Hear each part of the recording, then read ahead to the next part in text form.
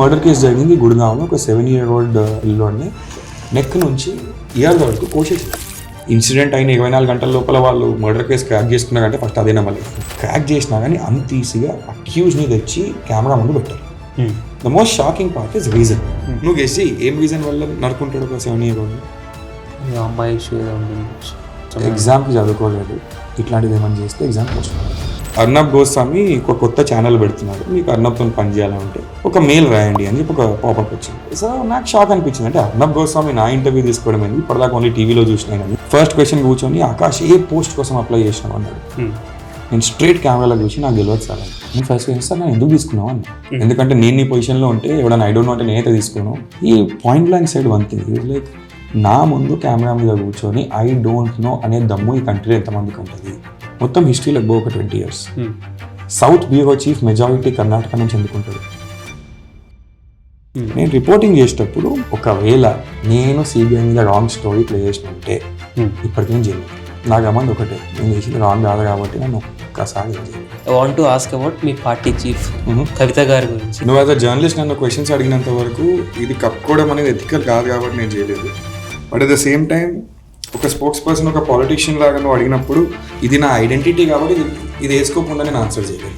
నా మైండ్లో ఏముందంటే కవిత కౌజ లిక్కర్ స్కామ్లో ఇన్వాల్వ్మెంట్ ఉంది. కోర్టు గురించి ఫస్ట్ మాట్లాడుతున్నాం. 100% అసలు ఇది స్కామే కాదు, ఈ కేసులో ఫ్యాక్ట్సే లేవు, దీని మీద ఛార్జెస్ ఫేమ్ చేయలేము అని చెప్పి కోర్టు మా పార్టీ లీడర్నే కాకుండా కేసులో ఉన్న ప్రతి మనిషిని డిశ్చార్జ్ చేసింది. అరెస్ట్ అయినప్పుడు కేసు బయటకు వచ్చినప్పుడు పెద్ద headline, so and so is arrested, KCR కూతురు అరెస్ట్, పెద్ద హెడ్లైన్. డిశ్చార్జ్ అయినప్పుడు సేమ్ కవరేజ్ ఇచ్చేదా? కవితక్క గురించి కవితక్క పొలిటికల్ బ్యాగేజ్ కాంగ్రెస్ బీఆర్ఎస్ నుంచి రాదు. తనకున్న family connections, Kalvakuntla family connections నుంచి వస్తుంది. ఒక చెల్లె గురించి ఆ లెవెల్లో క్యారెక్టర్ మీద మాట్లాడిన తర్వాత కూడా బెడ్ గిడ్ అనుకుంటా. అప్పటికి ఒక బ్రదర్కి అసలు వచ్చి మాట్లాడాలనే ఫీలింగ్ ఉండలేదు. పార్టీ సీనియర్ లీడర్స్ వచ్చిరా, ఫ్యామిలీ వచ్చిందా, సపోర్ట్ అయ్యేది. భారత రాష్ట్ర సమితి అయిపోయాయి కదా, ఏమైంది నేషనల్ లెవెల్ వేసిరంట. మీరు నేషనల్ పోరా?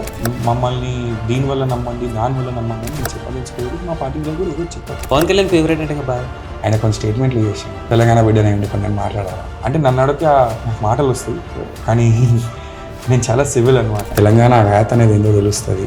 ఒకవేళ మేము మళ్ళీ చలో ఢిల్లీ అని అంటే తెలంగాణ ఏందో వాళ్ళకి మళ్ళీ ఇంకోసారి చూపించాలంటే చూపిస్తాను. చాలా మందికి నువ్వు స్పోక్స్ పర్సన్గానే తెలుసు. ఇండస్ట్రీలో మీడియా ఇండస్ట్రీలో ఉన్న వాళ్ళకి they know you as a journalist. కానీ జర్నలిస్ట్ కంటే ముందు నీది ఒక హైదరాబాద్ బ్యాక్గ్రౌండ్, ఓయూలో student. So how was OU? అక్కడ పాలిటిక్స్ ఏమైనా ఇన్వాల్వ్మెంట్ ఉండేనా, లేకపోతే అప్పటి నుంచి మీడియానే? లేదు, యాక్చువల్లీ చాలామందికి తెలియదు ఏంటంటే I first went to Geetanjali Devashala, one of India's best schools అంటారు దాన్ని. సాపర్స్ లేన్, బాలంరాయ్. ఐసిఎస్సిలో నేను 10th దాకా చదివిన. దాని తర్వాత 11th, 12th ఐఎస్సి సైన్స్ నేను హైదరాబాద్ పబ్లిక్ స్కూల్ బేగంపేట నుంచి చేసిన. అక్కడ నాకు తెలిసి నా ఫౌండేషన్ అనేది లాంగ్వేజ్ పరంగా పడిపోయింది. దాని తర్వాత I got a seat in Christ university Bengaluru. So Christ university బెంగళూరులో చదువుతున్నప్పుడు నాకు ఒక యాక్సిడెంట్ అయింది. అప్పటికి I use to play 2 sports professionally అనమాట. సో అప్పటి వరకు ఏం ఒకటే ఉండే, దట్ ఇండియాకి ఏదో రోజు ఆడాలా, ఒక జెర్సీ ఉండాలా కొల్లూరు పేరు మీద. బట్ ఆ యాక్సిడెంట్ అయిన తర్వాత డాక్టర్స్, అంటే నాకు 2 యాక్సిడెంట్స్ అని యాక్చువల్లీ 2011 టైంలో 10thలో ఒకటి, 2013 టైంలో డిగ్రీ ఫస్ట్ ఇయర్లో ఒకటి. 2 సార్లు బ్యాక్ గాట్ డ్యామేజ్డ్, బ్యాక్ బోన్కి ఇంజరీ వచ్చింది. సెకండ్ దాని తర్వాత రెండిట్లో నేను నడపలేదు, నా తప్పలేదు. ఇప్పటికి అనిపిస్తుంది, అంటే నేను అప్పుడప్పుడు అనిపిస్తుంది నేను నడిపి గుద్దుకున్నామని చూడండి అని చెప్పి. But somebody else was driving, whatever, no regrets in life. Doctor క్లియర్గా వచ్చి ఏం చెప్పిందంటే ఈ ఫిజికల్ కండిషన్తో you have 8 screws, 2 rods drilled into your backbone. నేను ఒక 1 year బెడ్ మీద ఉండేది దాని తర్వాత. సో క్రైస్ట్లో ఒక పాలసీ ఉంటుంది, డాక్టర్ సర్టిఫికేట్స్ పెట్టాలన్నా 75% అటెండెన్స్ ఉండాలి. ఓకే. సో నా కండిషన్ చూసుకుంటే 75% అటెండెన్స్ ఇంపాసిబుల్ నాకు. సో నేను డ్రాప్ అవుట్ కావాల్సి వచ్చింది క్రైస్ట్ నుంచి. దట్స్ వెన్ నేను జాయిన్ అయ్యింది భవన్స్ వివేకానంద కాలేజ్ సెనిక్పోయి. అప్పటికి Bhavans was a part of OU. Okay. So OU campus అనేది నేను ఎప్పుడు చదవలేదు. క్యాంపస్ ఎప్పుడు చదవలే. భవన్స్లో I took up triple major, mass com, pol science, ఇంకా ఇంగ్లీష్ లిటరేచర్. అప్పుడు ఈజ్ వెన్ నా జర్నీ యాక్చువల్లీ స్టార్ట్ అయింది. ఫస్ట్ ఇయర్ అంతా బెడ్ మీద ఉండే, దాని తర్వాత ఎక్కడి నుంచో అకాడమిక్స్లో అప్పటి వరకు ఐ వాజ్ ఆనెస్ట్గా చెప్పాలంటే ఐసిఎస్సిలో ఐ స్కోర్డ్ అరౌండ్ 85% డిస్టింక్షన్ వచ్చింది. బట్ స్పోర్ట్స్లో ఉండే కాబట్టి studies was never priority number 1 ఆనెస్ట్గా చెప్పాలంటే. మనం మంచిగా చేస్తున్నామా, డిస్టింక్షన్ వస్తుందా, ఫస్ట్ క్లాస్ వస్తుందా, అక్కడ వరకే. ఇంట్లోంచి కూడా ఏదో స్పెషల్ లేకుండే. ఇన్ఫాక్ట్ ఇవాళ వరకు కూడా ప్రెషర్ లేదు. నాకు చిన్నప్పటి నుంచి ఒకటే మాట చెప్పేది ఏంటంటే నువ్వు నీ 100% ఎఫర్ట్ పెట్టు, దాని తర్వాత మార్క్స్ వస్తే లేకపోతే లేదు. And that's how I deal with my life ఇవాళ కూడా. దెన్ ఎంపీసీ ఐఎస్సి వచ్చేసరికి మాత్రం అక్కడ కొంచెం కాన్ఫ్లిక్ట్ వచ్చింది నాకు ఇంట్లోకి. ఏంటంటే ఐ వాజ్ క్లియర్, నేను ఇంజనీరింగ్ చేయను, science is not my thing. నాకు దాంట్లో ఇంట్రెస్ట్ లేదు. అంటే సైన్స్ టఫా ఈజీగా అవన్నీ వదిలేస్తే నాకు ఇంట్రెస్ట్ లేదు దాంట్లో. I'm not somebody who's driven towards science, maths, physics, chemistry specially. So అప్పుడేమన్నానంటే 12th తర్వాత నీకు చేయాల్సి రావచ్చు, లేదంటే నీకు ఇంట్రెస్ట్ రావచ్చు ఇంజనీరింగ్ మీద, so keep your options open. So అక్కడ అకాడమిక్స్లో I still got first class of distinction 76%, 77%. But HPS was a different experience all together. ఆ స్కూల్ నేను ఇప్పటికీ చెప్తా ఏంటంటే ఆ స్కూల్ నీకు లైఫ్ నేర్పిస్తుంది. ఒకరోజు నువ్వు ఒక ఆటో డ్రైవర్ కొడుకుతోని బెంచ్ షేర్ చేస్తున్నావు, ఇంకో రోజు స్టేట్లో అన్నిటికంటే పెద్ద పాలిటీషియన్ కొడుకుతో బెంచ్ షేర్ చేస్తున్నావు. సో ఎకనామిక్ బ్యాక్గ్రౌండ్ మీద, డబ్బుల మీద, దాని మీద ఒక మనిషిని జడ్జ్ చేయొద్దు, దాని మీద ఒక మంచి వాల్యూ అనేది నువ్వు డిటర్మైన్ చేయొద్దు అనేది ఆ స్కూల్ నీకు నేర్పిస్తుంది. అక్కడ లైఫ్ నేర్చుకున్న తర్వాత యాక్సిడెంట్ అయింది. యాక్సిడెంట్ తర్వాత ఇప్పుడు ఏం చేయాలో లైఫ్లో ఐ డోంట్ నో. ఇప్పుడు స్పోర్ట్ అనేది ఒక ప్లాన్ ఏ అనేది, డ్రీమ్ అనేది బయటికి వెళ్ళిపోయింది, ఇంకా చేయలేమంటున్నారు. అప్పుడు 2016-17లో టోస్ట్ మాస్టర్స్ ఇంటర్నేషనల్ అని చెప్పి ఒక ఆర్గనైజేషన్ ఉంది. వాళ్ళు కార్పొరేట్స్లో లేదంటే సివిల్ సొసైటీస్లో ఎక్కడైనా కానీ పబ్లిక్ స్పీకింగ్ గురించి గ్రూప్స్ తయారు చేస్తారు. It's international organization. అండ్ వాళ్ళు వరల్డ్ లెవెల్లో world champion of public speaking అని కూడా ఒక కాంటెస్ట్ ఆర్గనైజ్ చేస్తారు అనమాట. వాళ్ళు మాస్టర్ ఒరేటర్ ఛాంపియన్షిప్ అని చెప్పి ఒక కాంపిటీషన్ పెట్టారు 2016-17లో. ఆ టైంలో అప్పుడే ఇంకా రికవర్ అయ్యి నడవడం స్టార్ట్ అయింది. అంటే ఐ యూస్ టు వెనకాల 2 రాడ్లు బయట 2 రాడ్లు లోపల పెట్టుకుని ఒక బెల్ట్ వేసుకొని నడుస్తుండే. సో ఎవరో అడ్వైజ్ ఇచ్చారు. నేను 10th క్లాస్ వరకు ఐసీసీఐసీలో నేను డిబేట్ చేస్తుండే. అప్పుడు చిన్నప్పుడు నీకు తెలిసే ఉంటుంది, స్పోర్ట్స్లో ఉండి ఒక బ్యాడీ అనుకున్న మనిషి నేను లిటరీ ఈవెంట్స్కి పోవాలా, నేను డిబేట్లు చేయాలా, ఆ ఇంప్రెషన్ గ్రోయింగ్ అప్ అందరికి ఉంటుండే, అది మాకు కూడా ఉంటుండే. సో డిబేట్స్ మెల్లమెల్లగా అవుట్ ఆఫ్ ద విండో అయిపోయినాయి, లిటరీ ఈవెంట్స్ అనేది. ఓకే. సో సంబడి సజెస్టెడ్ అనమాట, వెరీ క్లోజ్ టు మీ, ఆ స్కిల్ నీలో ఇంకా ఉందో లేదో, ఈ లెవెల్లో నువ్వు చేయగలుగుతావో లేదో నీకు కూడా తెలియాలా, ఒకసారి ట్రై చేయ మళ్ళీ అంటే I was like okay let's take part, పోయేదేముంది మనకి. ఐ టుక్ పార్ట్ అండ్ మొత్తం సౌత్ ఇండియా ఇంక్లూడింగ్ నాగ్పూర్ జ్యూరిస్డిక్షన్లో ఆ కాంటెస్ట్ పెడితే I think I won it out of around 2500 speakers etcetera. అప్పుడు my journey of actually speaking on camera or speaking on stage మళ్ళీ start అయింది. I was adjudged best student speaker of south India అనేది ఒక tag ఇచ్చినారు. Second prize, third ప్రైజ్కి ఐప్యాడ్లు అవన్నీ ఇస్తుంటే నాకేమో ప్రైజ్ ఎంత దొరికిందంటే శ్రీలంకలో ఒక ఇంటర్నేషనల్ కాన్ఫరెన్స్లో I can represent India and talk అనేది ఒక ప్రైజ్ దొరికింది, ఫస్ట్ ప్రైజ్. అప్పుడు అది లేదండి, యాజ్ అ చైల్డ్ అర్థం కాలేదు అది. వాడికేమో ఐప్యాడ్ వస్తుంది, సెకండ్ వాడికి థర్డ్ వాడికి ఏమో ఫోన్ వస్తుంది, నాకెందుకు ఓన్లీ ఒక స్పీకింగ్ ఆపర్చునిటీ అనుకున్నా. కానీ అక్కడికి వెళ్ళిన తర్వాత నాకు అర్థమైంది ఆ స్పీకింగ్ ఆపర్చునిటీ అనేది నేను ఎటువంటి విషయాలకి ఎక్స్పోజ్ చేస్తుంది, అక్కడ లెర్నింగ్ ఎట్లుంటుంది. ఎందుకంటే ఆ టైంలో world champion of public speaking అనే మంచి శ్రీలంకన్ ధనంజయ్ హెటియారాచి అని చెప్పి ఆయన మాట్లాడిన తర్వాత నాకు మాట్లాడే ఛాన్స్ దొరికింది. దాని తర్వాత ఒకసారి నెట్వర్కింగ్ ఈవినింగ్ అని పెట్టినప్పుడు కలిసిన ఆయనని.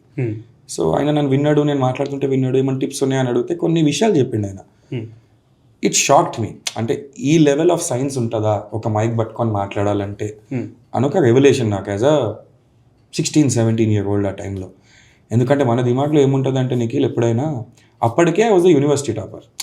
సో ఫస్ట్ ఇయర్లో వన్ క్లాస్ కూడా అటెండ్ కాకుండా, ఇది చిన్న స్టోరీ యాక్చువల్లీ, అది కూడా ఇప్పటి వరకు ఐ గెస్ ఓయూ హిస్టరీలో ఏ స్టూడెంట్కి ఓయూ హిస్టరీలో పొలిటికల్ సైన్స్ పేపర్లో 95 అనేది రాలేదు. Okay, I was the first one to score it. ఇప్పటి వరకు నాకు తెలిసి ఇంకో స్టూడెంట్ ఎవరు స్కోర్ చేయలేదు. I could be wrong, but నాకు తెలిసినంత వరకు. దాని తర్వాత ఒకటి వస్తుంది కదా మన లోపలికి, నేను నా యూనివర్సిటీ టాప్ చేసేసిన, నా దగ్గర గోల్డ్ మెడల్ ఉంది. ఈచ్ జంక్చర్లో లైఫ్లో ఎప్పుడైతే నేను ఏదో సాధించేసినా, ఎప్పుడైతే నేను ఏదో అయిపోయినా అన్న జంక్చర్లో ఇంకొక వరల్డ్ ఓపెన్ అప్ అవుతుండే నాకు. అండ్ అలాంటి విషయాలు నాకు హెల్ప్ చేసినాయి. అక్కడ పోయి చెప్పేసా. కానీ ఎట్లాంటి మాటలు నాకు చెప్పిండంటే, ఆకాష్, ఎప్పుడైతే మనము ఒక స్టేజ్ మీదకి ఎక్కుతామో ఇమీడియట్లీ ఫస్ట్ 10 secondsలో మాట్లాడడం స్టార్ట్ చేయకు. చాలామందికి ఒక హ్యాబిట్ ఉంటుంది, మైక్ పట్టుకోగానే they start talking. Okay, that is a sign of nervousness. ఇప్పుడు మైక్ నా చేతిలో ఉంది, నేను సైలెంట్గా ఉంటే ఏమనుకుంటారు? It's a sign of nervousness. Second, నువ్వు చూసుంటావు ఎప్పుడు మాట్లాడినా ఎక్కడ మాట్లాడినా హ్యాండ్ జెస్చర్స్ ఉంటాయి నావి. సో ఈ టోల్డ్ మీ, ఎప్పుడన్నా నీ హ్యాండ్ జెస్చర్స్ ఇట్లా ఉన్నాయి కానీ నీ పామ్ ఈ సైడ్ చూస్తే నీకు ప్లెజెంట్ అనిపిస్తుందా, ఈ సైడ్ చూస్తే ప్లెజెంట్ అనిపిస్తుందా? ఐ సైడ్ ఈ సైడ్. ఈ సైడ్. దెన్ హ్యాండ్ జెస్చర్స్ ఇట్లా ఉండాలి, ఇట్లా కాదు. సో ఇలాంటి ఒక 5-10 పాయింట్స్ ఆయన నాకు చెప్పిండు. అప్పుడే పబ్లిక్ స్పీకింగ్ అనేది ఒక ఆర్ట్ దగ్గర నుంచి ఒక సైన్స్ దగ్గర వరకు నేను వెళ్ళినా, to understand it that way. Then I came up with my own understanding. అదేంటంటే, ఇప్పుడు నేను ఒక రూమ్ లోపలికి వెళ్తున్నా, నేను నా స్పీచ్ టాపిక్ సెలెక్ట్ చేసుకున్నప్పుడు ఫైనల్ స్పీచ్ అనమాట. 10 members, only 1 guy can win, 1:10 ratio. మిగతా 9 మంది కూడా well trained speakers, top notch speakers, హైదరాబాద్లో డిఫరెంట్ కాలేజ్, నాగ్పూర్ అన్ని దగ్గర నుంచి వచ్చారు. టాపిక్ సెలెక్ట్ చేసుకున్నప్పుడు నేను ఏమనుకున్నా అంటే, ఇప్పుడు నా ఆడియన్స్ నాకు తెలుసు, మెజారిటీ అందరూ ఇంజనీరింగ్ స్టూడెంట్స్ కానీ లేదంటే క్వాలిఫైడ్ ఇంజనీర్స్ కానీ, రైట్? నేను టాపిక్ ఎట్లా చూస్ చేసుకోవాలంటే, అయితే నేను మెజారిటీకి అగెన్స్ట్ ఉండాలా, లేదంటే నేను మెజారిటీకి ఫార్ ఉండాలా. అప్పుడే రిలేటబుల్ మాటలు నేను మాట్లాడగలుగుతాను. నేను మెజారిటీకి అగెన్స్ట్ ఉంటే నేను 30%ని కన్విన్స్ చేయొచ్చేమో, కానీ మిగతా 70%ని నేను కన్విన్స్ చేసే అవసరం లేదు. కానీ నేను ఏమనిపించాలా, నా పాయింట్స్ త్రూగా, నా లాజిక్ త్రూగా, అదే వీడు మాట్లాడిన దాంట్లో లాజిక్ అయితే ఉంది, we may not agree with you, but you have a point. అక్కడ దాకా నేను నా ఆడియన్స్కి తీసుకొచ్చిన అనుకో, ఐ హ్యావ్ వన్. ఒకవేళ నేను వాళ్ళకి ఫార్ పోదామని డిసైడ్ అయినా అనుకో, ఇప్పుడు ఫర్ ఎగ్జాంపుల్ నువ్వు for X thing or Y thing ఉంటావు, నువ్వు ఆల్రెడీ ఎందుకు దీనికి ఫేవర్గా ఉన్నావు అంటే నీ దగ్గర 10 points ఉంటాయి. నేను మళ్ళీ అవే 10 points వచ్చి నీ ముందు రిపీట్ చేస్తే నువ్వు వాల్యూ చేయవు నా స్పీచ్ని. నేను నీకు ఆ 11th point ఇవ్వాలా, నీకేమనిపించాలా, అదే నేను దీనికి ఫేవర్గా ఉన్నా, ఈ రోజు వరకు నేను ఈ టాపిక్ అనేది ఆలోచించలే, ఈ యాంగిల్ అనేది ఆలోచించలే. So public speaking as an art నుంచి public speaking as a science వరకు నేను వెళ్ళినా. దెన్ కాలేజ్ అయిపోతుండే లాస్ట్ ఇయర్, అప్పటి వరకు లక్కీగా every year I use to top. మధ్యలో ఒక ఇన్సిడెంట్ జరిగింది, నాకు ఎగ్జామ్ సెంటర్లో ఆన్సర్ షీట్ లేదు, I have to file a case on Osmania university. That was a very weird incident. Literally exam రాస్తుంటే అడిషనల్ షీట్ అంటే పేపర్ లేవన్నారు. So that's how I last one of my medals. దాని తర్వాత college అయిపోయింది, ఇంకో 4-5 months ఉంది, ఇంకా ఫైనల్ ఎగ్జామ్స్ కాలేదు, 3rd year. అప్పుడు ఏం చేయాలంటే అప్పటికి 2 years బ్యాక్ నా పబ్లిక్ స్పీకింగ్ జర్నీ స్టార్ట్ అయింది. నేను క్లాట్ రాసిన 12th తర్వాత. సో జనరల్ నాలెడ్జ్ అంటే పర్సనలీ ఇంట్రెస్ట్ ఉండే ఎప్పటి నుంచో, because I have a trait, personal trait అది. అదేంటంటే ఒక టాపిక్ గురించి నాకు తెలియదు అంటే నాకు చాలా పర్సనలీ హర్ట్ అవుతుంది, ఎందుకు తెలియదు. So I go in to reading about it. ఒక ఈగో అనుకోవచ్చు దాన్ని, because I have this thing of I should be informed. దేని గురించి అయినా నేను మాట్లాడబోతున్నా అంటే దానికి 360 degrees ఇన్ఫర్మేషన్ అదే ఉంటేనే మాట్లాడతాను, అది నేను గ్యాదర్ చేసుకోవాలి. సో జనరల్ నాలెడ్జ్ అంటే అప్డేటెడ్ ఉంటుండే. ఎవరు వెల్ విషర్ సేమ్ ఏమన్నాడంటే, ఇప్పుడు స్పోర్ట్ అవన్నీ ఎట్లా ఆడలేవు కదా, ఎనీవే మాస్ కామ్ చేస్తున్నావు, why don't you give journalism a try చేయి, ఇంటర్వ్యూ ఆన్ ద జాబ్ నీకు నచ్చితే ఓకే, అదర్వైజ్ నీకు మల్టిపుల్ ఆప్షన్స్ ఉన్నాయి. పాలసీ కమ్యూనికేషన్ ఉంది, పిఆర్ ఉంది, government relations, you have you know an entire stream of communications, marketing communications ఉంది, యూ can do an MBA tomorrow. 100 ఉన్నాయి, కానీ జర్నలిజంకి ఒక ట్రై, బికాజ్ నువ్వు ఎట్లాంటి మనిషి అంటే నువ్వు ఫీల్డ్ మీద లైఫ్ అంతా ఉన్నావు కాబట్టి ఒక కేబిన్కి, ఒక రూమ్కి నేను రెస్ట్రిక్ట్ చేస్తే నువ్వు ఫ్రస్ట్రేట్ అయిపోతావు. జర్నలిజం ఒక ఇండస్ట్రీ ఎట్లాంటిదంటే నేను ఆ ఫీల్డ్కి ఎక్స్పోజ్ చేయగలుగుతుంది మళ్ళీ. సో ఏదైతే కిక్ నువ్వు ఫీల్డ్లో మిస్ అవుతావో స్పోర్టింగ్ ఫీల్డ్, అది ఇక్కడ నీకు దొరుకుతుంది. So don't change yourself, try that. అప్పుడు I eventually interviewed with Republic TV. That is a huge story in itself, అది ఎట్లా అయింది అదంతా.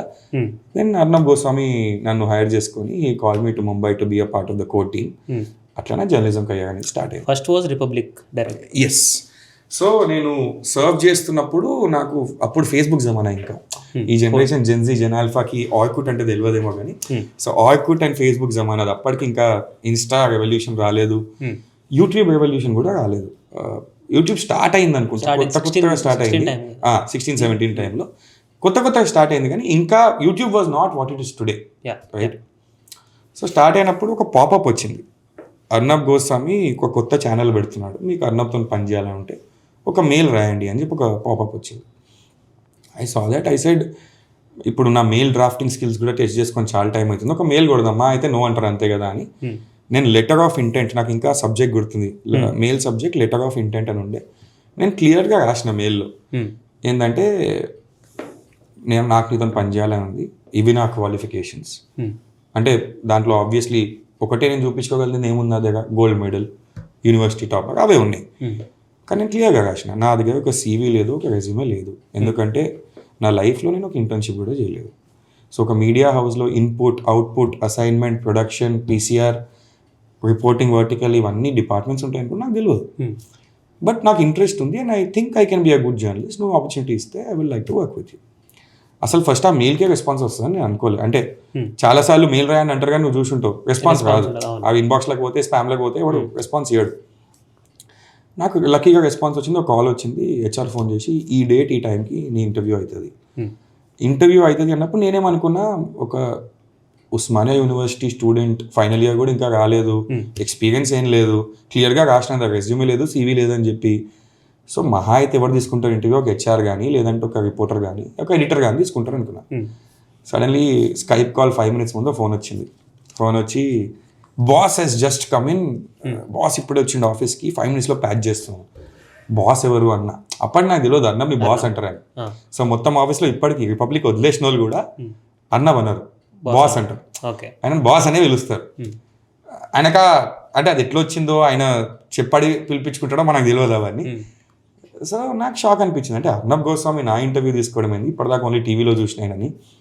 ఇంకప్పటికి నేను ఎట్లాంటి మనిషి ఉండే అంటే, నేషనల్ మీడియాలోకి అసలు మనం పోగలుగుతామా, మనకు బ్యాక్గ్రౌండ్ లేదు. ఇవాటి రోజు మూవీ ఇండస్ట్రీ కానీ, మీడియా కానీ, ఆన్ కెమెరా ఏదన్నా చాలామంది స్టూడెంట్స్కి ఒక పర్సెప్షన్ ఉంటుంది, ఒక గాడ్ ఫాదర్ కావాలా, రికమెండేషన్ కావాలా, ఇవన్నీ కావాలా. I was an average Hyderabadi. అప్పటిదాకా మా ఫ్యామిలీలో మీడియా కానీ, పాలిటిక్స్ కానీ ఎటువంటి ఎక్స్పోజర్ లేదు. My dad was a private employee, my mother is a lawyer with our own merit అన్నమాట. సో అసలు ఆ కనెక్షనే లేదు మాకు. సో నాకు కూడా అదే అనిపిస్తుండే. అండ్ నా స్టోరీ ప్రూవ్ ఏం చేస్తుంది అంటే, వినేటోళ్ళకి అందరికీ, నీకు ఇట్లాంటి ఇండస్ట్రీస్లో టాలెంట్ ఉంటే, లేదంటే ఆ ఇంట్రెస్ట్, ఆ హంగర్ ఉంటే, నీకు ఎటువంటి గాడ్ ఫాదర్ అవసరం లేదు అనేది ఒకటి ప్రూవ్ చేస్తుంది. ఎందుకంటే 7th క్లాస్ నుంచి అర్నబ్ని, రాజ్దీప్ని, బర్కాదత్ని చూసి నేను జర్నలిస్ట్ అయిపోతా, నేను వరల్డ్ని చేంజ్ చేసేస్తా అన్న స్టోరీ నాకు లేదు. ఒక ట్రై ఇచ్చిన, ఆయన వచ్చిండు, this is the funniest story. దీని తర్వాత అసలు నా కెరియర్ ఎండ్ అనుకున్నాను జర్నలిజంలో. ఫస్ట్ క్వశ్చన్ కూర్చొని, ఆకాష్ ఏ పోస్ట్ కోసం అప్లై చేసినావు అన్నాడు. నేను స్ట్రైట్ కెమెరాలో చూసి, నాకు తెలియదు సార్ అన్న. What the hell do you mean, how don't you know what you applied for అన్నాడు. ఇట్లా ఆయన పక్కకి నిరంజన ఎడిటర్ ఉండే, నిరంజన్ నాగేశ్వరస్వామి, ఈ స్టిల్ విత్ రిపబ్లిక్.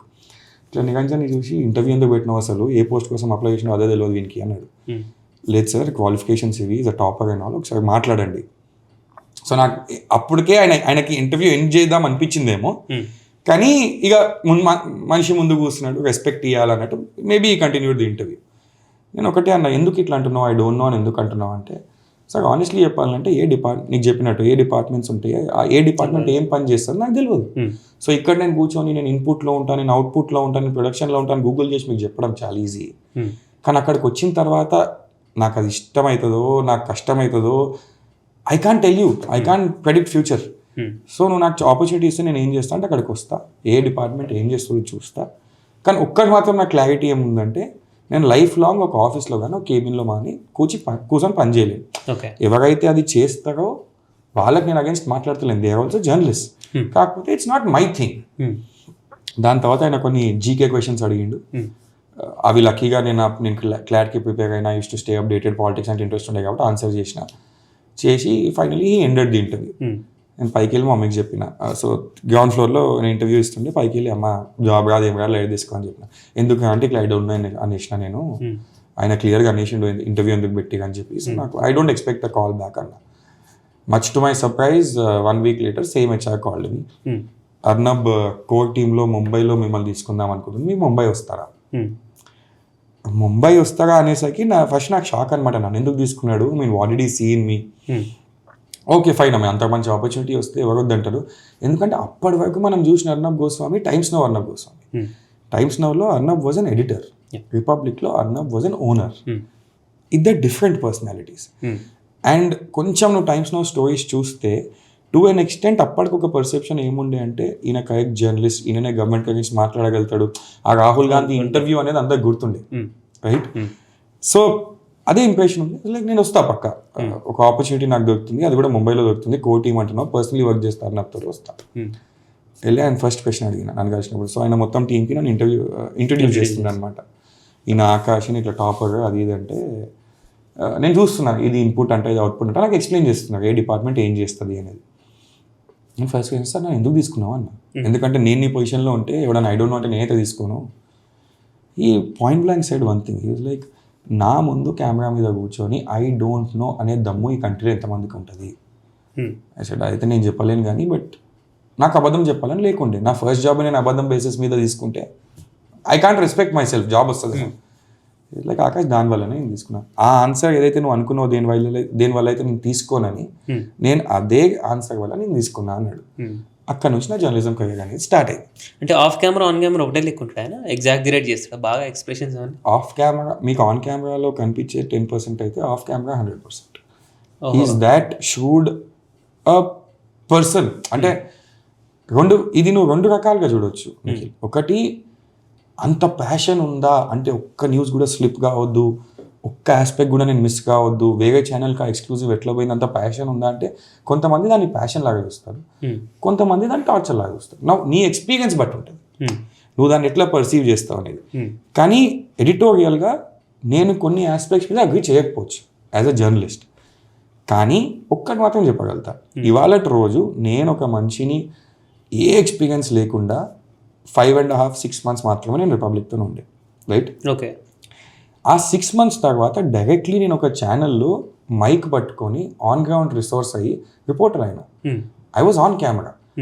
ఈ 5.5 monthsలో ఆ గ్రైండ్ వల్ల, ఆ వర్క్ కల్చర్ వల్ల ఎంతైతే ప్రెషర్ ఉంటుండేనో 5.5 months ఒక్క వీక్ ఆఫ్ లేకుండా రోజుకి 17 గంటలు పనిచేస్తుండేను. బికాజ్ నేను జాయిన్ అయింది ఛానల్ లాంచ్ కాకముందు, రైట్? నేను ఎంతైతే నేర్చుకున్నానో నార్మల్లీ మనుషులు అది 5 yearsలో నేర్చుకుంటారు, రైట్? ఆయన నన్ను రిపోర్టర్ చేసిన విషయం కూడా ఎట్లా చేసిండో చెప్తా. రిపబ్లిక్లో ఒక ఐసిస్ స్టింగ్ ఆపరేషన్ అని ప్లే అవుతుంది, నెక్స్ట్ డే ప్లే కాబోతుంది. రాత్రి 12కో 1 గంటకో ఒక ఎడిట్ మీటింగ్ పిలుస్తాడు. That's normally is timing. అంత ఆయన షో అయిపోయి అన్న అయిపోయేసరికి ఆ టైం అవుతుంది. దాని తర్వాత మొత్తం టీంతో ఒక ఎడిట్ మీటింగ్ ఉంటుంది. ఎడిట్ మీటింగ్లో ఏమన్నాడంటే, నాకు హైదరాబాద్ నుంచి ఈ స్టోరీ ప్లే అయిన తర్వాత రేపు ఒక మంచి రిపోర్టర్ కావాలా, ఎవరైతే నాకు ఈ XYZ ఎలిమెంట్స్ తెచ్చిగలుగుతారో అన్నాడు. ఓకే ఫైన్ అని చెప్పి అప్పుడు నాకు ఏం చేసి వచ్చిందో ఏందో తెలియదు. I thought it was my opportunity. అప్పటి వరకు నేను రిపోర్టర్ కాదు, నేను డెస్క్లో నేర్చుకున్నా. I was on the output desk. Output desk అంటే నువ్వు చూసి ఉంటావు ప్రతి న్యూస్ ఛానల్లో పైన బ్యాండ్ కింద బ్యాండ్లో కొన్ని వర్డ్స్ వస్తాయి స్టోరీ మీద. So output desk rights those lines అనమాట. ఓకే. సో నేను అక్కడ న్యూస్ ఎట్లా నడుస్తుందని నేర్చుకుంటున్నా. సడన్లీ ఏమైందో తెలియదు, నేను లేచి హైదరాబాద్ నాయగా సార్ మీకు ఏం కావాలో తెచ్చిస్తా, మేక్ మీ ఆ రిపోర్టర్ అన్నా. ఆయన వైఫ్ ఇక్కడ కూర్చుంటే అండ్ ప్రేమ శ్రీదేవి అని అప్పుడు స్పెషల్ ఇన్వెస్టిగేషన్ టీం హెడ్ ఉండే ఇక్కడ కూర్చుంటే మొత్తం 8 టీం ఉంది. అందరు షాక్ అవుతున్నారు. నార్మల్లీ అందరు భయపడతారు ఆయన ముందు మాట్లాడడానికి. వీడేంది కొత్తగా వచ్చిండు, వీడి ఇట్లా నన్ను రిపోర్టర్ చేయమని అడిగేస్తుండు అని చెప్పి. ఆయనకి ఏమనిపించిందో తెలియదు, ఇట్లా చూసిండు ఎవరితోనో మాట్లాడి 2.5 hours నీ ఫ్లైట్ ఉంది, reporter from now on go pack your bags అన్నాడు. That's how he made me reporter. So నా story when I look back today ఒక ఫెయిరీ టేల్ డ్రీమ్ స్టోరీ అంటారు కదా, నాకు అట్లా అనిపిస్తుంది. సో ఎడిటోరియల్లీ నేను ఆయనతో ఎంత డిసగ్రీ చేసిన కొన్ని ఆస్పెక్ట్స్ మీద, ఆయన నేర్పియడం, ఆయన కింద పనిచేస్తే నువ్వు జిందగీలో ఎవరి కింద పనిచేయచ్చు ఫస్ట్ అయితే. ఎందుకంటే he's very aggressive, not as a person కానీ వర్క్ పరంగా ఎక్స్ట్రీమ్ ఉంటారు వర్క్. నాకు ఇది కావాలంటే కావాలి. అండ్ టు అన్ ఎక్స్టెంట్ నాకు ఏమనిపిస్తుంది అంటే అంత ప్యాషనేట్, అంత అగ్రెషన్ నీకు ప్రొఫెషన్లో లేకపోతే, ఎస్పెషలీ ఆ కట్ త్రోట్ ప్రొఫెషన్లో నువ్వు ఆడికి పోలేవు. చాలామంది మంచి జర్నలిస్ట్ ఉండే, కానీ ఎంతమందికి ఆ పేరు వచ్చింది. నువ్వు ఇవాళ రోజు చూసుకుంటే ఇప్పుడు యూట్యూబ్లో ఎవరైతే షైన్ అయ్యారో మొన్న CJP ప్రొటెస్ట్లో, వాళ్ళని పక్కకు పెడితే నేను ఇండియన్ జర్నలిస్ట్ అంటే నీకు లాస్ట్ జనరేషన్ ఏది గుర్తొస్తుంది? అర్నబ్ గోస్వామి, రాజ్దీప్ సర్దేశాయ్, బర్ఖా దత్, తరుణ్. ఇప్పుడు ఆయన మీద కేసు ఇదంతా అయింది, కానీ తెహల్కా అని ఒక ఆర్గనైజేషన్ గుర్తొస్తుంది నీకు. ఇప్పుడు ఆయన కన్విక్ట్ చేసినారు. I'm not getting in to that case, ఎందుకంటే అది కోర్టు తీసుకున్న డెసిషన్. నీకు ఆ జనరేషన్ జర్నలిస్టే గుర్తొస్తారు. దాని తర్వాత పేర్లు నీకు గుర్తున్నాయా? ఎగ్జాక్ట్లీ. సో ఆ జనరేషన్కి అక్కడికి ఎందుకు వెళ్ళగలిగింది? సో నేను చెప్పేది ఏంటంటే ఆల్ ఇన్ ఆల్ 100 మంది రిపోర్టర్స్ 100 మంది జర్నలిస్ట్ ఉన్నప్పటికీ ఒక 4, 5, 6, 10 మంది అక్కడికి పోగలిగే కంటే నిజంగా ఒక జర్నలిజం లాంటి ఇండస్ట్రీలో నువ్వు నీ పర్సనల్ లైఫ్ పక్కకు పెట్టి నువ్వు నీ వేరే లైఫ్ పక్కకు పెట్టి నేను ఒక రిపోర్టర్ అయినప్పుడు నిఖిల్ కాంపిటీషన్ ఎట్లుంటుండే అంటే ఇప్పుడు నేను ఫీల్డ్ మీదకి వెళ్ళినా 1 month ఓల్డ్, ఇంకొక మనిషి నేను అదే బీట్ కవర్ చేస్తున్నా క్రైమ్, ఇంకొక మనిషి 20 years నుంచి క్రైమ్ కవర్ చేస్తున్నాడు ఢిల్లీలో. ఆయన రిలేషన్షిప్స్ ఎట్లుంటాయి, నా రిలేషన్షిప్స్ ఎట్లుంటాయి. నేను ఒక ఆఫీసర్ని ఫస్ట్ టైం కలిసిన, ఆయన ఆఫీసర్ని ఇప్పటికీ 1000 సార్లు కలిసింది. నా కాంపిటీషన్ అయినా, నా కాంపిటీషన్ ఎవరో నా ఏజోడో వాడు కాదు కదా. సో నేను ఆయనని బీట్ చేయాలంటే ఆయన 9 గంటలు పని చేసి నేను 16 గంటలు పని చేయాలి. అంటే సేమ్ ఛానల్ ఇద్దరు రిపోర్టర్లు ఒకటే కంటెంట్ కవర్ చేయడానికి వెళ్తారు అట్లా, లేకపోతే వేరే ఛానల్ రిపోర్టర్ అంటే డిపెండ్స్. ఇప్పుడు ఫర్ ఎగ్జాంపుల్ ఇండియా టుడే ఆజ్ తక్ అనే గ్రూప్కి ఆజ్ తక్కే నాకు తెలిసి నేనున్నప్పుడు హిందీ ఛానల్లో 5 నుంచి 10 మంది క్రైమ్ రిపోర్టర్స్ ఉంటుండే ఓన్లీ ఎన్సీఆర్ రీజన్ కవర్ చేయడానికి. Right, depends on which channel. At the same time CNN News 18 అయితే ఇంగ్లీష్ ఛానల్ ఉందో దాంట్లో ఒకటే క్రైమ్ రిపోర్టర్ ఉంటుండే. ఛానల్ స్ట్రాటజీ బట్టి ఉంటుంది నీకు. రైట్, ఫర్ ఎగ్జాంపుల్ ఇప్పుడు చాలా డేస్ వరకు ఆంధ్ర తెలంగాణ హైదరాబాద్ హెడ్ క్వార్టర్స్ లాగా పెట్టుకొని ఒకటే రిపోర్టర్ ఆంధ్ర తెలంగాణ కవర్ చేస్తుండే నేషనల్ ఛానల్స్. ఇప్పుడు సడన్గా ట్రెండ్ ఏం స్టార్ట్ అయిందంటే ఒక ఛానల్ త్రూగా ఆంధ్రాలో ఒక రిపోర్టర్, విజయవాడలో ఒక రిపోర్టర్, హైదరాబాద్లో ఒక రిపోర్టర్. సో డిమాండ్ బేసిస్ మీద అది. అండ్ నీ నీష్ బట్టి కూడా ఉంటుంది. కొన్ని ఛానల్స్ ఎట్లా పర్సీవ్ చేస్తే అంటే వాళ్ళకున్న అండర్స్టాండింగ్ ఆఫ్ వ్యూవర్షిప్ ఇదంతా చూసుకొని క్రైమ్ స్టోరీస్ మావి ఎట్లా నడుస్తాయి, ప్రైమ్ టైం ఎట్లా నడుస్తుంది, వాళ్ళ స్ట్రాటజీ బట్టి ఉంటుంది. సో ఆ కాంపిటీషన్ నువ్వు బీట్ చేయాలంటే టు అన్ ఎక్స్టెంట్ నువ్వు ఈ ఆస్పెక్ట్స్ పర్సనల్ లైఫ్ ఇవన్నీ పక్కకు పెట్టేసి యూ హ్యావ్ టు వర్క్. ఆ ఫస్ట్ 5 years 6 years నువ్వు ఆ వర్క్ చేయగలితేనే, that too without expecting reward of money. That's the worst part in journalism in India today. పైసలు లేవు. ఒక యావరేజ్ జర్నలిస్ట్ వర్సెస్ ఒక average IT professional salary base తీసుకోను ఇవాళ కూడా. నేను అనేది మెయిన్ స్ట్రీమ్ మీడియా. ఇప్పుడు డిజిటల్ యూట్యూబ్ ఇవన్నీ వచ్చేసరికి డిఫరెంట్ వరల్డ్ అది. నీకు కంపారిజన్ కూడా లేదు. అప్పుడు ఎంత ఉండే salary? Starting salary of a journalist నేను ఉన్నప్పుడు ముంబైలో వాజ్ 24,000 rupees. ముంబైలో 24,000 rupees అనేది పీనట్స్ 2017-18 టైంలో కూడా. ఎందుకంటే నీ రెంట్కి అవన్నీ కలుపుకొని you're living a very, I wouldn't say peanuts, but you're living a very average life. Right, ఎందుకంటే నువ్వు అంత కష్టపడుతున్నావు. కాకపోతే మాకెందుకు తెలియకపోతుండే అంటే మా పనే 16-17 గంటలు అయిపోయేసరికి నీకు ఇంకా దేనికి టైం లేదు, ఇంటికి పోయి పడుకోవాలి మళ్ళీ వాపస్ కావాలంతే.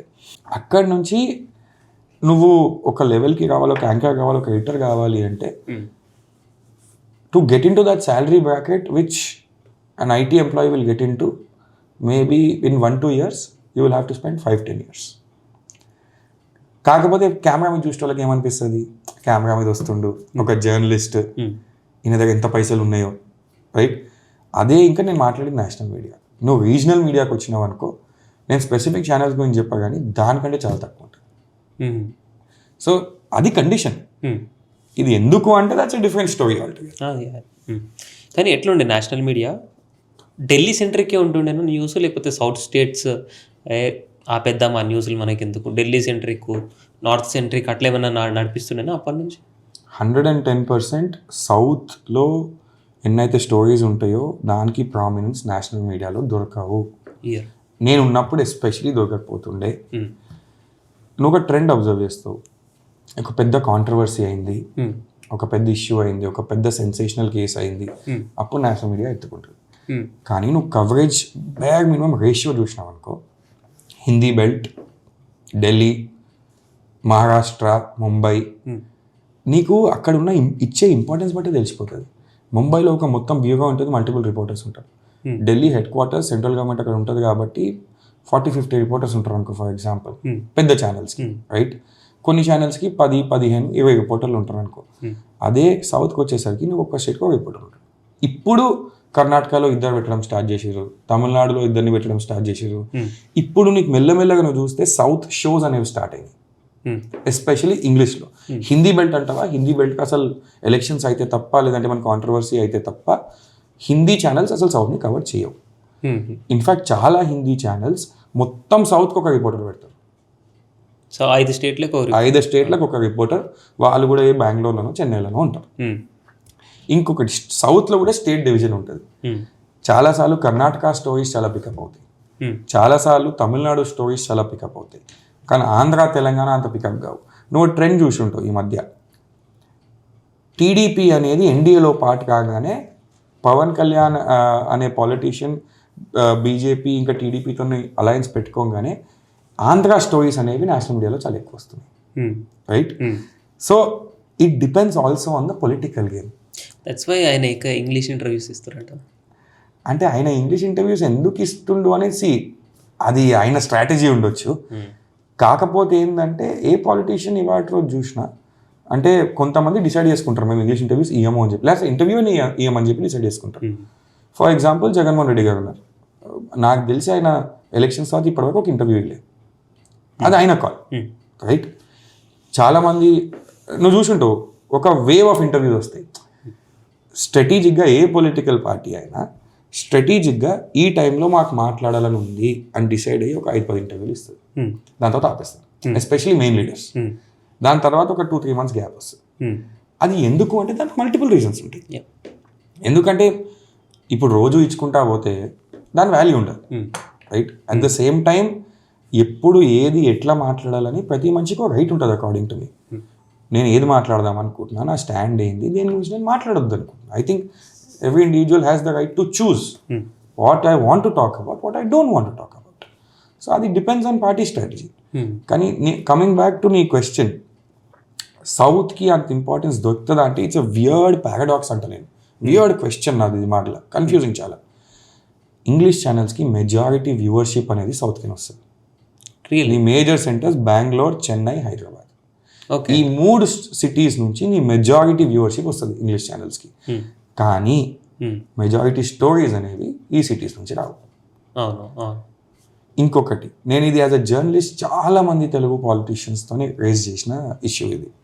అండ్ ఇప్పుడు నేను ఏదైతే పార్టీలు ఉన్నానో, నేను మనం పాలిటిక్స్ మాట్లాడినప్పుడు ఈ ఆస్పెక్ట్ మళ్ళీ మాట్లాడతాను, గుర్తు చేయి. ఆవిడ ఒక్కటే మనిషి యాజ్ అ పాలిటీషియన్ దీనికి డిఫరెంట్గా ఉండే.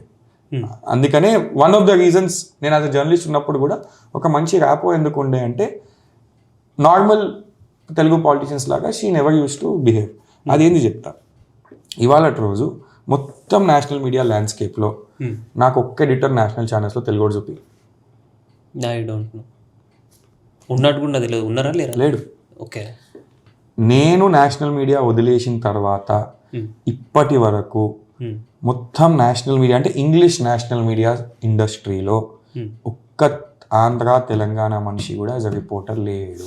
అంటే ఎందుకు క్వాలిఫికేషన్ లేకనా, లేకపోతే అక్కడోళ్ళు ఇక్కడోళ్ళని డిస్క్రిమినేషన్ చూపిస్తారు అన్నట్టు?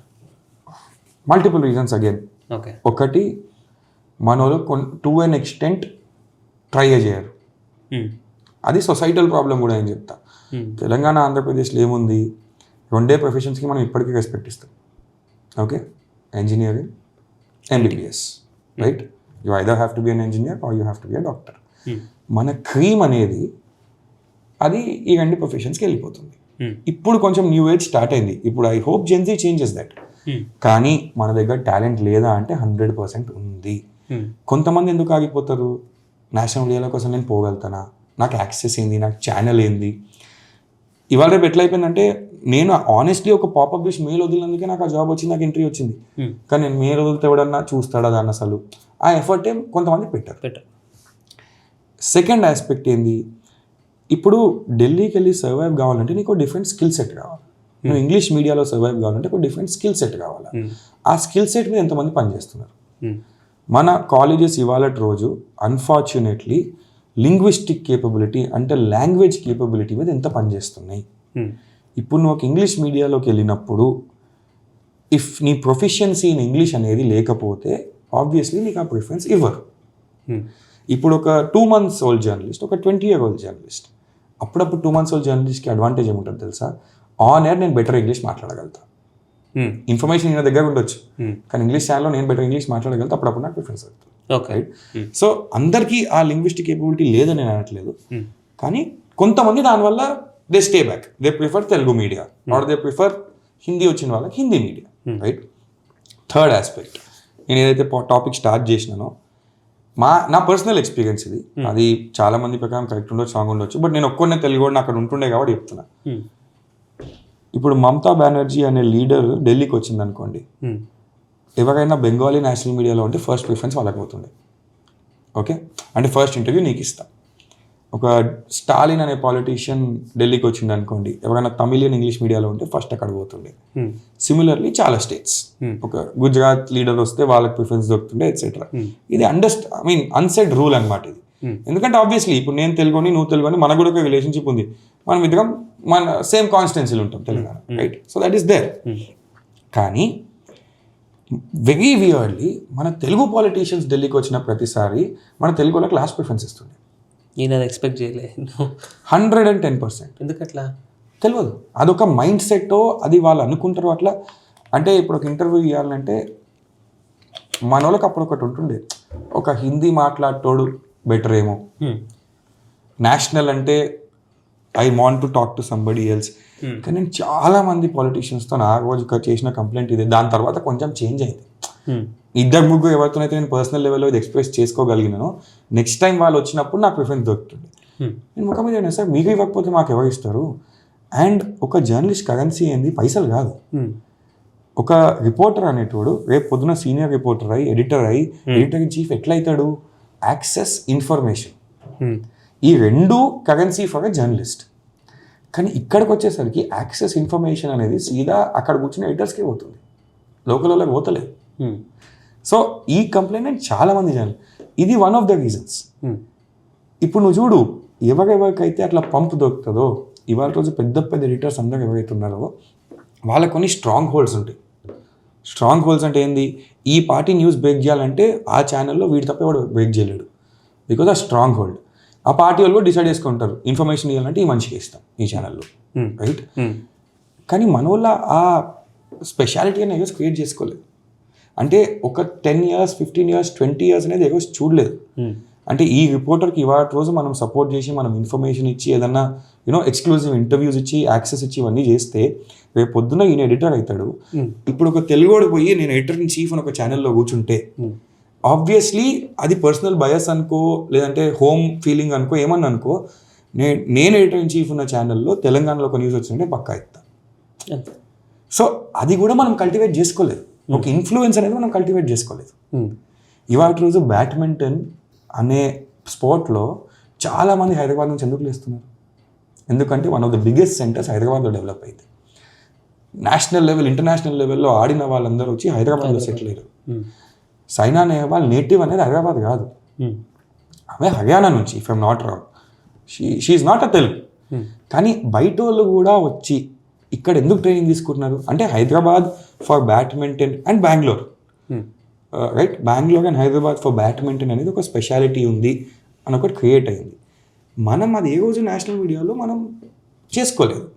అండ్ చాలామంది పాలిటీషియన్స్ తెలుగు స్టేట్స్లో ఇది ఇట్లా కూడా బిహేవ్ చేసే కొన్నిసార్లు ఏంటంటే మనకు నేషనల్ మీడియా ఎందుకు, మనకు అవసరం లేదు. సో ఈ ట్రేడ్స్ అన్నిటి వల్ల ఒకటి సొసైటల్ ప్రాబ్లం ఏంటి అంటే అప్పుడు 2016 నేషనల్ పార్టీ లేకుండే కదా. నేషనల్ పార్టీ ఉన్నా లేకపోయినా, రైట్? నేషనల్ పార్టీ అంతెందుకు, జేడిఎస్ అని ఒక పార్టీ ఉంది కర్ణాటకలో, రైట్? వాళ్ళ న్యూస్ కూడా ప్లే అవుతుంది నేషనల్ మీడియాలో కర్ణాటక నుంచి, రైట్? మొత్తం నేషనల్ ఛానల్స్లో ఐ థింక్ 1-2 ఎక్సెప్షన్స్ తప్ప మొత్తం హిస్టరీలో ఒక 20 years south bureau chief majority Karnataka నుంచి ఎందుకుంటాడు? చెన్నై కూడా కాదు, to an extent majority times Chennai కానీ బెంగళూరు కానీ. Hyderabad journalist south bureau chief ఎందుకు కాదు? Because Hyderabad is a market. Hyderabad అన్నప్పుడు నేను ఓన్లీ తెలంగాణ మాట్లాడతలేను, అప్పటి వరకు తెలంగాణ ఆంధ్రప్రదేశ్ సేమ్ బ్యూరో ఉంటుండే, రెండు జర్నలిస్ట్ లేకపోతుండే. వాళ్ళకి ఇంట్రెస్టే కాదు అది కదా, అది ఎలక్షన్స్ వచ్చినంత వరకు కాంట్రవర్సీ అయ్యేదాకా వాళ్ళకి ఇంట్రెస్టే కాదు. ఇప్పుడు నువ్వు చూసుంటావు, ఇప్పుడు ఏంది చాలా న్యూస్ అనేది నేషనల్ మీడియాకి పోతుంది. ఒకసారి నువ్వు పొలిటికల్ ల్యాండ్స్కేప్ అనలైజ్ చేసుకుంటే అది కూడా ఎందుకు పోతుంది అర్థమవుతుంది. నాకు డౌట్, ఇప్పుడు 2014 బైఫర్కేషన్ అప్పుడు ఇక్కడ మీడియా ఏం నరేషన్ ఉంది, ఏంది మనకు తెలుసు, నాకు తెలుసు.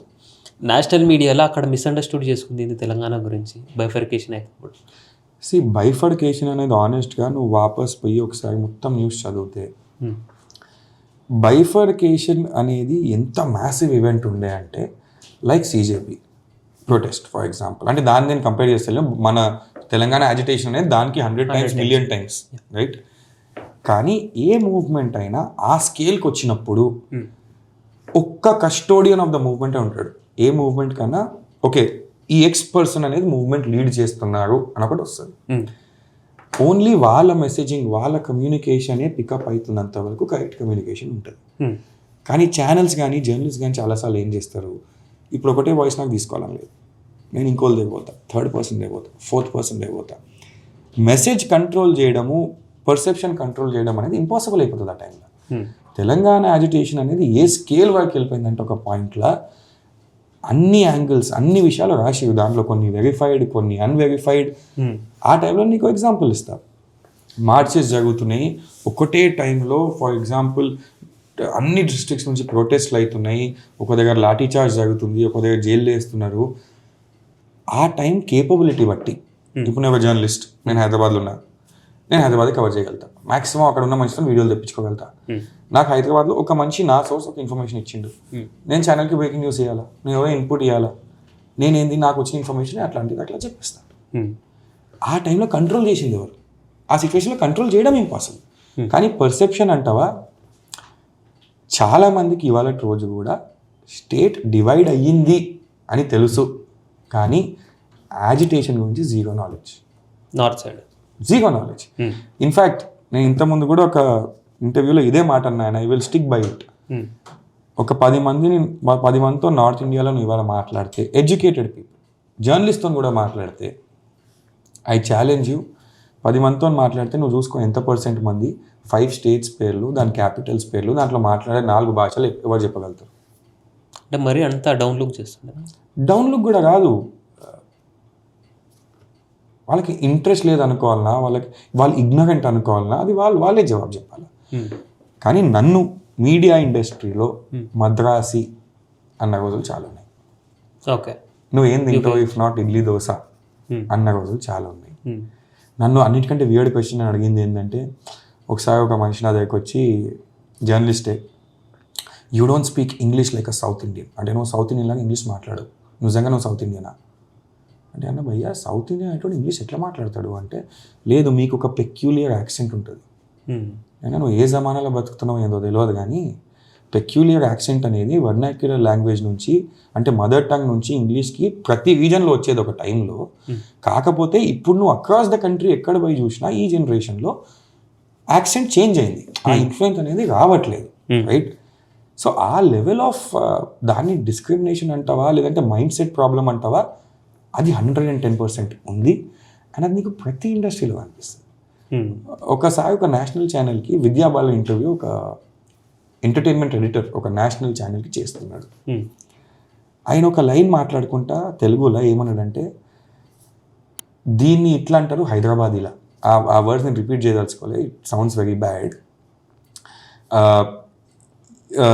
ఈ వర్డ్ని ఐఏ అండాన్ని, అంటే మీరు రండి అన్నాన్ని తెలుగు అనకుండా హైదరాబాదీ అన్నాడు ఆ లాంగ్వేజ్. అంటే వాళ్ళకి ఆ లాంగ్వేజ్ని తెలుగు అంటారు, హైదరాబాదీ కాదు అని కూడా తెలియదు, రైట్? సెకండ్, ఒక national media editor in chief ఒక టైంలో ఈ తెలంగాణలో ఒక పార్టీని పట్టుకొని నువ్వు వైఎస్ఆర్సీపీ అలయన్స్ పార్ట్నర్ అంటాడు డిబేట్ మీద. సో నీకు అర్థమవుతుందా అంటే ఎంత పెద్ద వాక్యూమ్ ఉంది నాలెడ్జ్ మీద. సో అది ఎగ్జిస్ట్ అయ్యింది, అవుతుంది. ఆ తప్పెవరిది అంటే సెలెక్టివ్ ఇగ్నోరెన్సా, లేకపోతే మనం ప్రాపర్ కమ్యూనికేషన్ అయితే లేదా? ఇక్కడ ఈ స్టేట్స్ అక్కడ ప్రాపర్ కమ్యూనికేషన్స్ చేసుకోలేకపోతున్నాయా? It's a bit of both నన్ను అడిగితే. ఓకే, మెజారిటీ అనేది వాళ్ళ ఇగ్నరెన్స్. ఇవాళ రోజు ఇక్కడ కూర్చొని హైదరాబాద్లో నువ్వు ఎంతమందిని అడిగినా కానీ మహారాష్ట్ర క్యాపిటల్ ఏంది, బీహార్ క్యాపిటల్ ఏంది, ఏ భాష మాట్లాడతారంటే నాలెడ్జ్ పర్సంటేజ్ వైజ్ తీసుకుంటే ఇక్కడ ఎక్కువ ఉంటుంది కంపేర్ టు నార్త్. అంటే సౌత్ ఇండియన్స్ ఎవరైతే నార్త్ ఇండియా గురించి ఎడ్యుకేటెడ్ అయి ఉంటారో అది ఇక్కడ పర్సంటేజ్ ఎక్కువ ఉంటుంది as compare to north Indians being educated about south. అది నేను అబ్జర్వ్ చేసిన నా పర్సనల్ ఎక్స్పీరియన్స్. సెకండ్ పాయింట్ ఏంటంటే, నువ్వు across the table Tamil Nadu, Karnataka, అన్ని 5 states, Kerala, Telangana, Andhra Pradesh political landscape మొత్తం తీసుకో. ఇప్పుడు లాంగ్వేజ్ బ్యారియర్ అనేది it's a real thing, right? అంటే మెజారిటీలో పంజాబ్ ఇట్లాంటి రీజన్స్ వదిలేస్తే మెజారిటీ మహారాష్ట్ర వదిలేస్తే హిందీ బెల్ట్ ఉంటుంది. అండ్ హిందీ బెల్ట్ అనేది వాళ్ళకున్న లోక్సభ సీట్ల వల్ల చాలాసార్లు they rule the negative. Because Hindi బెల్ట్లో ఎవరు గెలిస్తే ఇప్పుడు అంటారు గుజరాత్, యూపీ, బీహార్ ఇట్లాంటి స్టేట్స్ గెలిస్తే నువ్వు నేషనల్ గవర్నమెంట్ ఫామ్ చేసినట్టే అంటారు. వాళ్ళు నెగటివ్ నేషనల్ లెవెల్లో డామినేట్ చేస్తారు కాబట్టి, మోస్ట్ పాపులర్ స్టేట్స్ కాబట్టి వాళ్ళకి మనం ఏం చేస్తున్నాము, మన డెవలప్మెంట్ ఎంత అయ్యింది అసలు వాళ్ళకి అర్థం కావాలంటే వాళ్ళ భాషలో కూడా మనం కమ్యూనికేట్ చేయాల్సిందే. నేను ఇప్పుడు నేను డిగ్రీ వరకు తెలుగు చదివిన, ప్రౌడ్ తెలుగు నేను చాలా, రైట్. కానీ ఇప్పుడు నువ్వు ఒక హిందీ మనిషి, నేను ఇక్కడ చాలా మంచి పని చేస్తున్నా యాజ్ అ పాలిటీషియన్, నీకు తెలియాలా అంటే నేను నీకు నీ భాషలో చెప్పాలి కదా. ఇప్పుడు ఫర్ ఎగ్జాంపుల్ జెన్జీ ఉంది, జెన్జీకి ఒక డిఫరెంట్ లింగో ఉంది. జెన్జీ వాళ్ళ వర్డ్స్, వాళ్ళ డెఫినేషన్స్, వాళ్ళ వరల్డ్ వ్యూ అనేది మొత్తం డిఫరెంట్ ఉంది. ఇప్పుడు నేను ఇంకా కూర్చొని ఒక ఆర్మ్ చైర్ మీద కూర్చొని ఒక సూట్ వేసుకొని నేను ఒక రిపోర్టర్ దూరదర్శన్కి మాట్లాడితే జెన్జీ అసలు చూస్తుందా? చూడదు. సేమ్ జెన్జీకి అర్థం కావాలా నీ కాన్సెప్ట్ అంటే నువ్వు జెన్జీ భాషలో చెప్పాలి.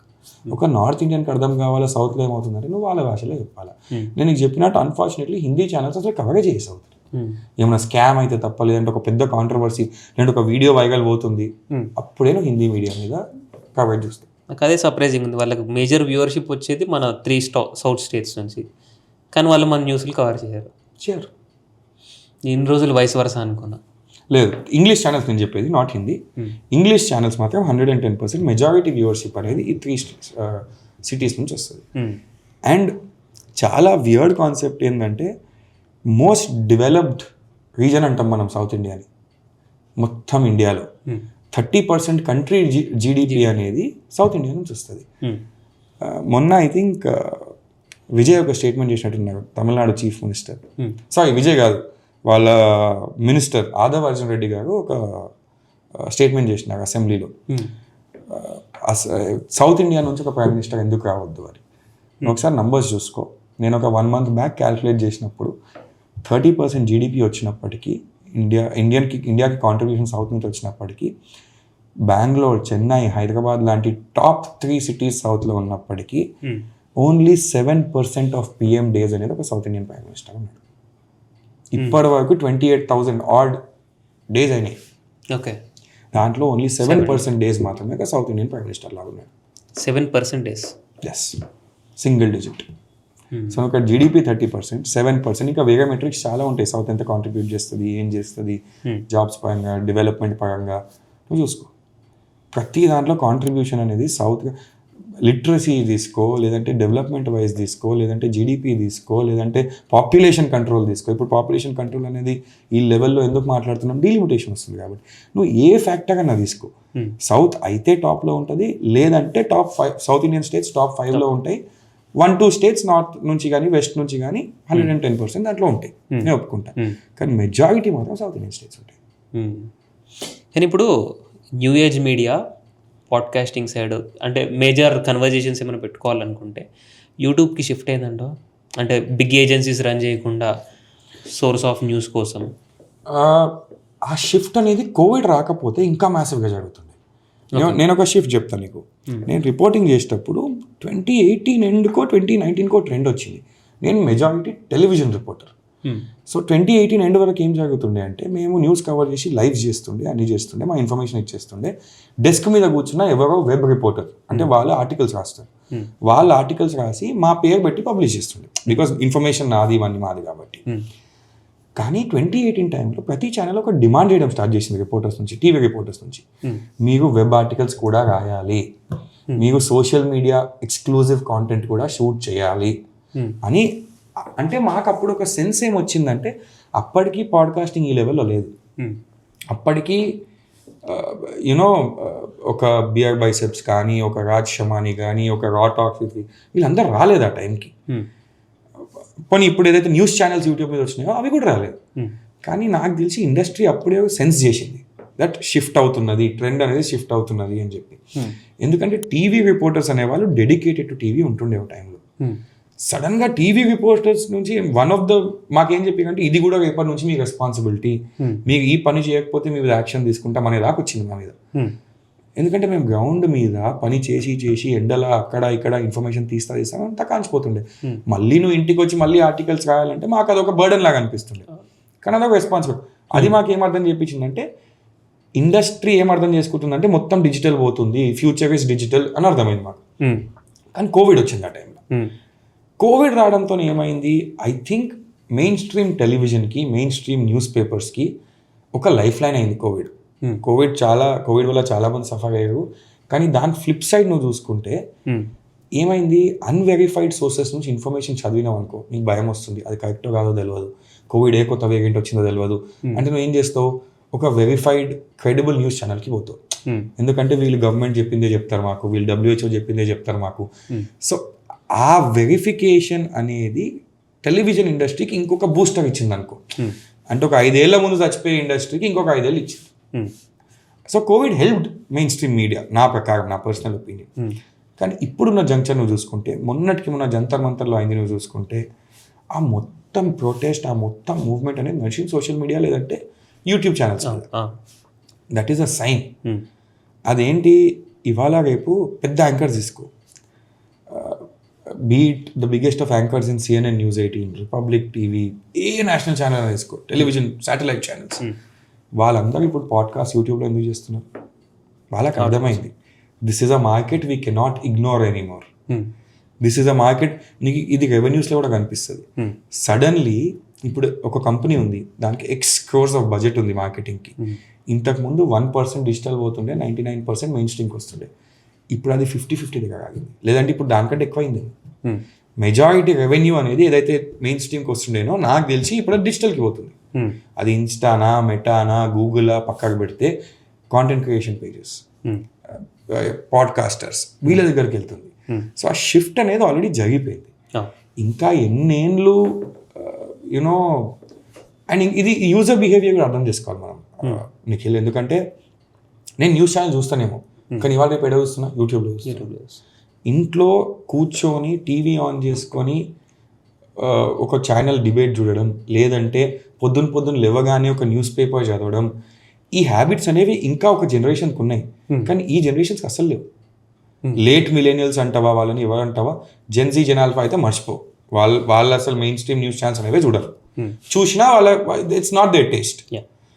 ఇటు సైడ్ వస్తావా, మిలేనియల్స్ 97 కంటే ముందు పుట్టిన వాళ్ళు కూడా మెల్లమెల్లగా వాళ్ళు కూడా హ్యాబిట్ వదిలేస్తున్నారు. So future is digital, future present is digital. And I think Jantar Mantar protest prove that you.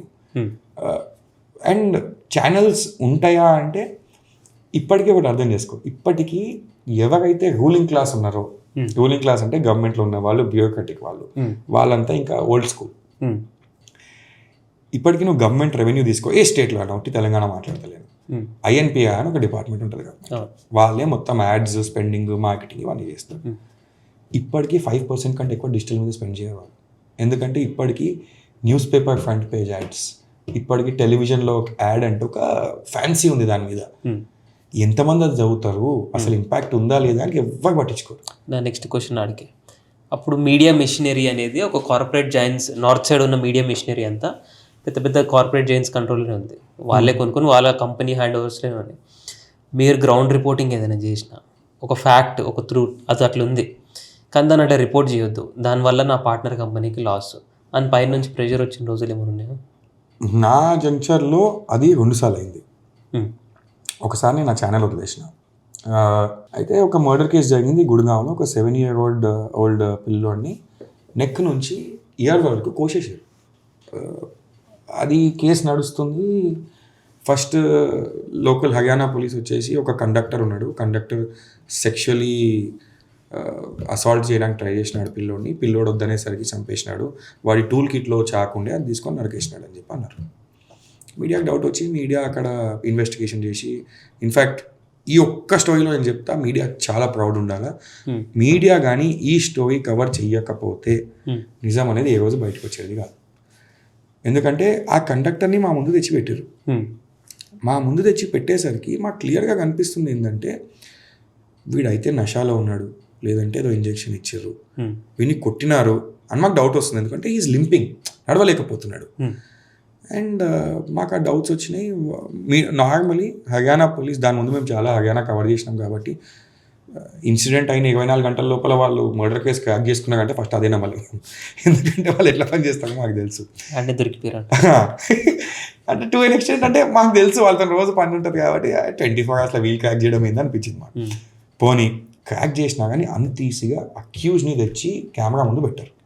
వీళ్ళేం చేసి 24 గంటల లోపలనే కండక్టర్ గారిని తీసుకొచ్చి మీడియా ముందు పెట్టేస్తే ఆయన మాట్లాడుతూనే ఉన్నాడు. నేను ఇట్లా సెక్షువల్లీ అసాల్ట్ చేయడానికి ట్రై చేసిన పిల్లోడిని ఆయన వద్దనేసరికి నేనే టూల్ కిట్లు ఉన్న చాకు తీసుకొని నరికేసిన అని వీళ్ళు చెప్పిన స్టోరీ అని చెప్తున్నాడు. Okay fine. అక్కడికి హర్యానా పోలీస్ ప్రకారం కేసు క్లోజ్ అన్నారు వాళ్ళు.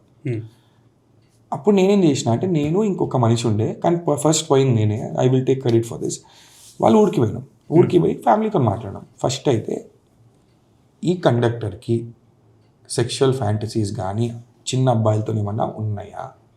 ఎందుకంటే ఆయన మొగోడు, ఈ బాబు కూడా మొగోడు. అసలు అట్లాంటి యాంగిల్ ఏమన్నా మీరు ఏ రోజన్నా చూసిండ్రా? అది నిజమా? ఎందుకంటే ఆయన వచ్చి కెమెరా ముందు చెప్పేసిండు. ఫ్యామిలీ అవుట్ రైట్గా డినై చేసింది. ఏం మాట్లాడుతారు? ఆయనకు ఒక వైఫ్ ఉన్నది, 2 పిల్లలు ఉన్నారు. జిందగీలో ఆయన అట్లాంటి మాటలు మాట్లాడలేదు కదా. అసలు యాంగిలే లేదు. ఏ రోజు ఒక చిన్న పిల్లోని సెక్షువల్లీ అసాల్ట్ చేస్తడం మేము అనుకోము. చుట్టుపక్కల వాళ్ళతో మాట్లాడడం వాళ్ళు కూడా సేమే చెప్పారు మాకు. దెన్ సెకండ్ క్వశ్చన్ ఏమడిగిందంటే ఆయనకి లెగ్ ఏమైనా ప్రాబ్లం ఉందా? ఎందుకు అడుగుతున్నానంటే కుంటుకుంటూ వచ్చినట్టు అనిపించింది మాకు. ఆయన నార్మల్లీ కుంటుతాడా ఏంది అని చెప్పి. లేదు సరే ఏం మాట్లాడతాడు, రోజు బస్కి ఆయన నడుచుకుంటూనే వెళ్తాడు ఆయన బస్ దగ్గరికి, అసలు ఎటువంటి ప్రాబ్లం లేదు, he's fit and fine, he's healthy. అప్పుడు మాకు కొట్టింది దట్ ఫస్ట్ ఇక్కడ ఈ బైట్స్ అన్ని మేము ప్లే చేయడం స్టార్ట్ చేసినాం. అంటే పోలీస్ వర్జన్కి కౌంటర్ చేయడం మేము మీడియా స్టార్ట్ చేసేసింది అప్పటికి. దాని తర్వాత ఏమైందంటే వాళ్ళు ఎక్స్పెక్ట్ ఏం చేయలేదంటే 16 to 17 hours ఈ ఆస్పెక్ట్స్ అన్ని మేము బయట పెట్టేసరికి ప్రతి ఛానల్ నిద్రలేసింది. 16 to 17 hours ఒక రిపోర్టర్ డెడికేటెడ్ ఆ స్కూల్ బయట నిల్చుంటుండే. ఎందుకంటే స్కూల్ లోపలికి వాళ్ళు అప్పటికి ఎంట్రీ ఆపేశారు మాకు. నిల్చుంటుండే ప్రెషర్, కాన్స్టెంట్ ప్రెషర్ సీఎం మీద వాళ్ళ మీద ఉంటుండే. ఇక్కడ మెచ్చుకోవాల్సింది ఏంటంటే ఎవరైతే బాబు చనిపోయిండో వాళ్ళ ఫ్యామిలీ కూడా బయటకు వచ్చి మమ్మల్ని సపోర్ట్ చేసి కొట్లాడుతుంది. మాకు జస్టిస్ కావాలా మేము నమ్మం. అవుట్ రైట్ అన్నది ఫ్యామిలీ కండక్టర్ చేసినా మేము నమ్మం. ఓకే. అండ్ ఈ మధ్యలోకి ఇన్సిడెంట్ జరిగింది. సో 100 meters దూరంలో స్కూల్ గేట్ దూరంలో ఒక లిక్కర్ షాప్ ఉంది. సో స్కూల్ పేరెంట్స్ అందరు కలిసి ఆ లిక్కర్ షాప్ని తగలబెట్టేసారు. అంటే ఇంత క్లోజ్గా స్కూల్ ఎట్లుంటుంది అని. అదే. సో యాజ్ జర్నలిస్ట్ మేము కవర్ చేస్తున్నాం. మా మీద కోపం తీసుకొనికి ప్రొటెస్టర్స్ని కొడుతున్నట్టు లాఠీ చార్జ్ చేసినట్టు చేసి ఎత్తుకెత్తికి మరీ మీడియా వాళ్ళని కొట్టారు. కెమెరా మైకులు చూపిస్తున్నాక కూడా. అంటే ఆ దెబ్బలు తిని మేము వెళ్ళిపోతామేమో అనుకో. ఆ ఇన్సిడెంట్ పక్కకు పెట్టాం. దీని తర్వాత ప్రెషర్ పైలు అవుతా వచ్చింది. ఈ మధ్యలో ఎవరైతే కండక్టర్ ఉంటాడో అక్కడ లోకల్ బాయ్ కౌన్సిల్ ఉంది. వాళ్ళు బయటకు వచ్చి ఏమన్నారు, ఈ కండక్టర్ కేసు అసలు మేము తీసుకోము, వీడు అసలు మనిషే కాదు, ఒక చిన్న పొగంతో ఇట్లా చేసిండు, ఒక్క లాయర్ కూడా ఈ సిటీలో అసలు కేసే తీసుకోడు అని చెప్పి డిక్లరేషన్ ఇచ్చింది. రోహ్తక్ అంటే గుడ్గావ్ నుంచి కొంచెం దూరంలో రోహ్తక్ అని ఇంకో సిటీ ఉంటుంది హర్యానా. అక్కడ నుంచి ఒక లాయర్ వచ్చి కేసు తీసుకున్నాడు. ఆయన ఇంటర్వ్యూ నేను చేస్తున్నప్పుడు ఆయన ఆనర్ కూడా ఈ మాట అన్నాడు. అండ్ నా సోర్సెస్తో నాకు కూడా యాక్సెస్ ఇవ్వలేదు కానీ నాకు చూపించారు CCTV ఫుటేజ్. నార్మల్లీ ఏ కేసులో అయినా ఒకవేళ పోలీస్ మేము క్రాక్ చేసేసినాము అని అనుకుంటే నీకు కూడా తెలిసి ఉంటుంది CCTV ఫుటేజ్ బయటకు వచ్చేస్తాయి, అన్నీ బయటకు వచ్చేస్తాయి, సోర్సెస్తో వచ్చేస్తాయి అవన్నీ. ఏ సోర్స్ అవన్నీ ఏ రోజు తెలియదు కానీ వచ్చేస్తాయి. దీంట్లో మాత్రం CCTV ఫుటేజ్ అసలు బయటికే వస్తలేదు.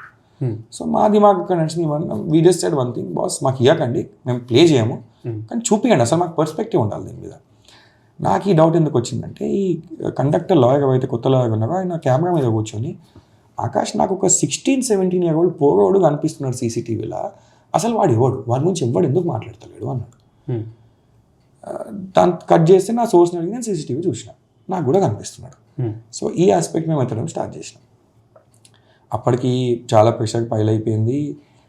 సీఎం అక్కడికి వచ్చిండు. సీఎం అక్కడికి వచ్చి క్లియర్గా ఏమన్నాడంటే ఐఎమ్ లాంచింగ్ CBI probe అన్నాడు. సో హర్యానా పోలీస్ దగ్గర నుంచి వెళ్ళిపోయింది.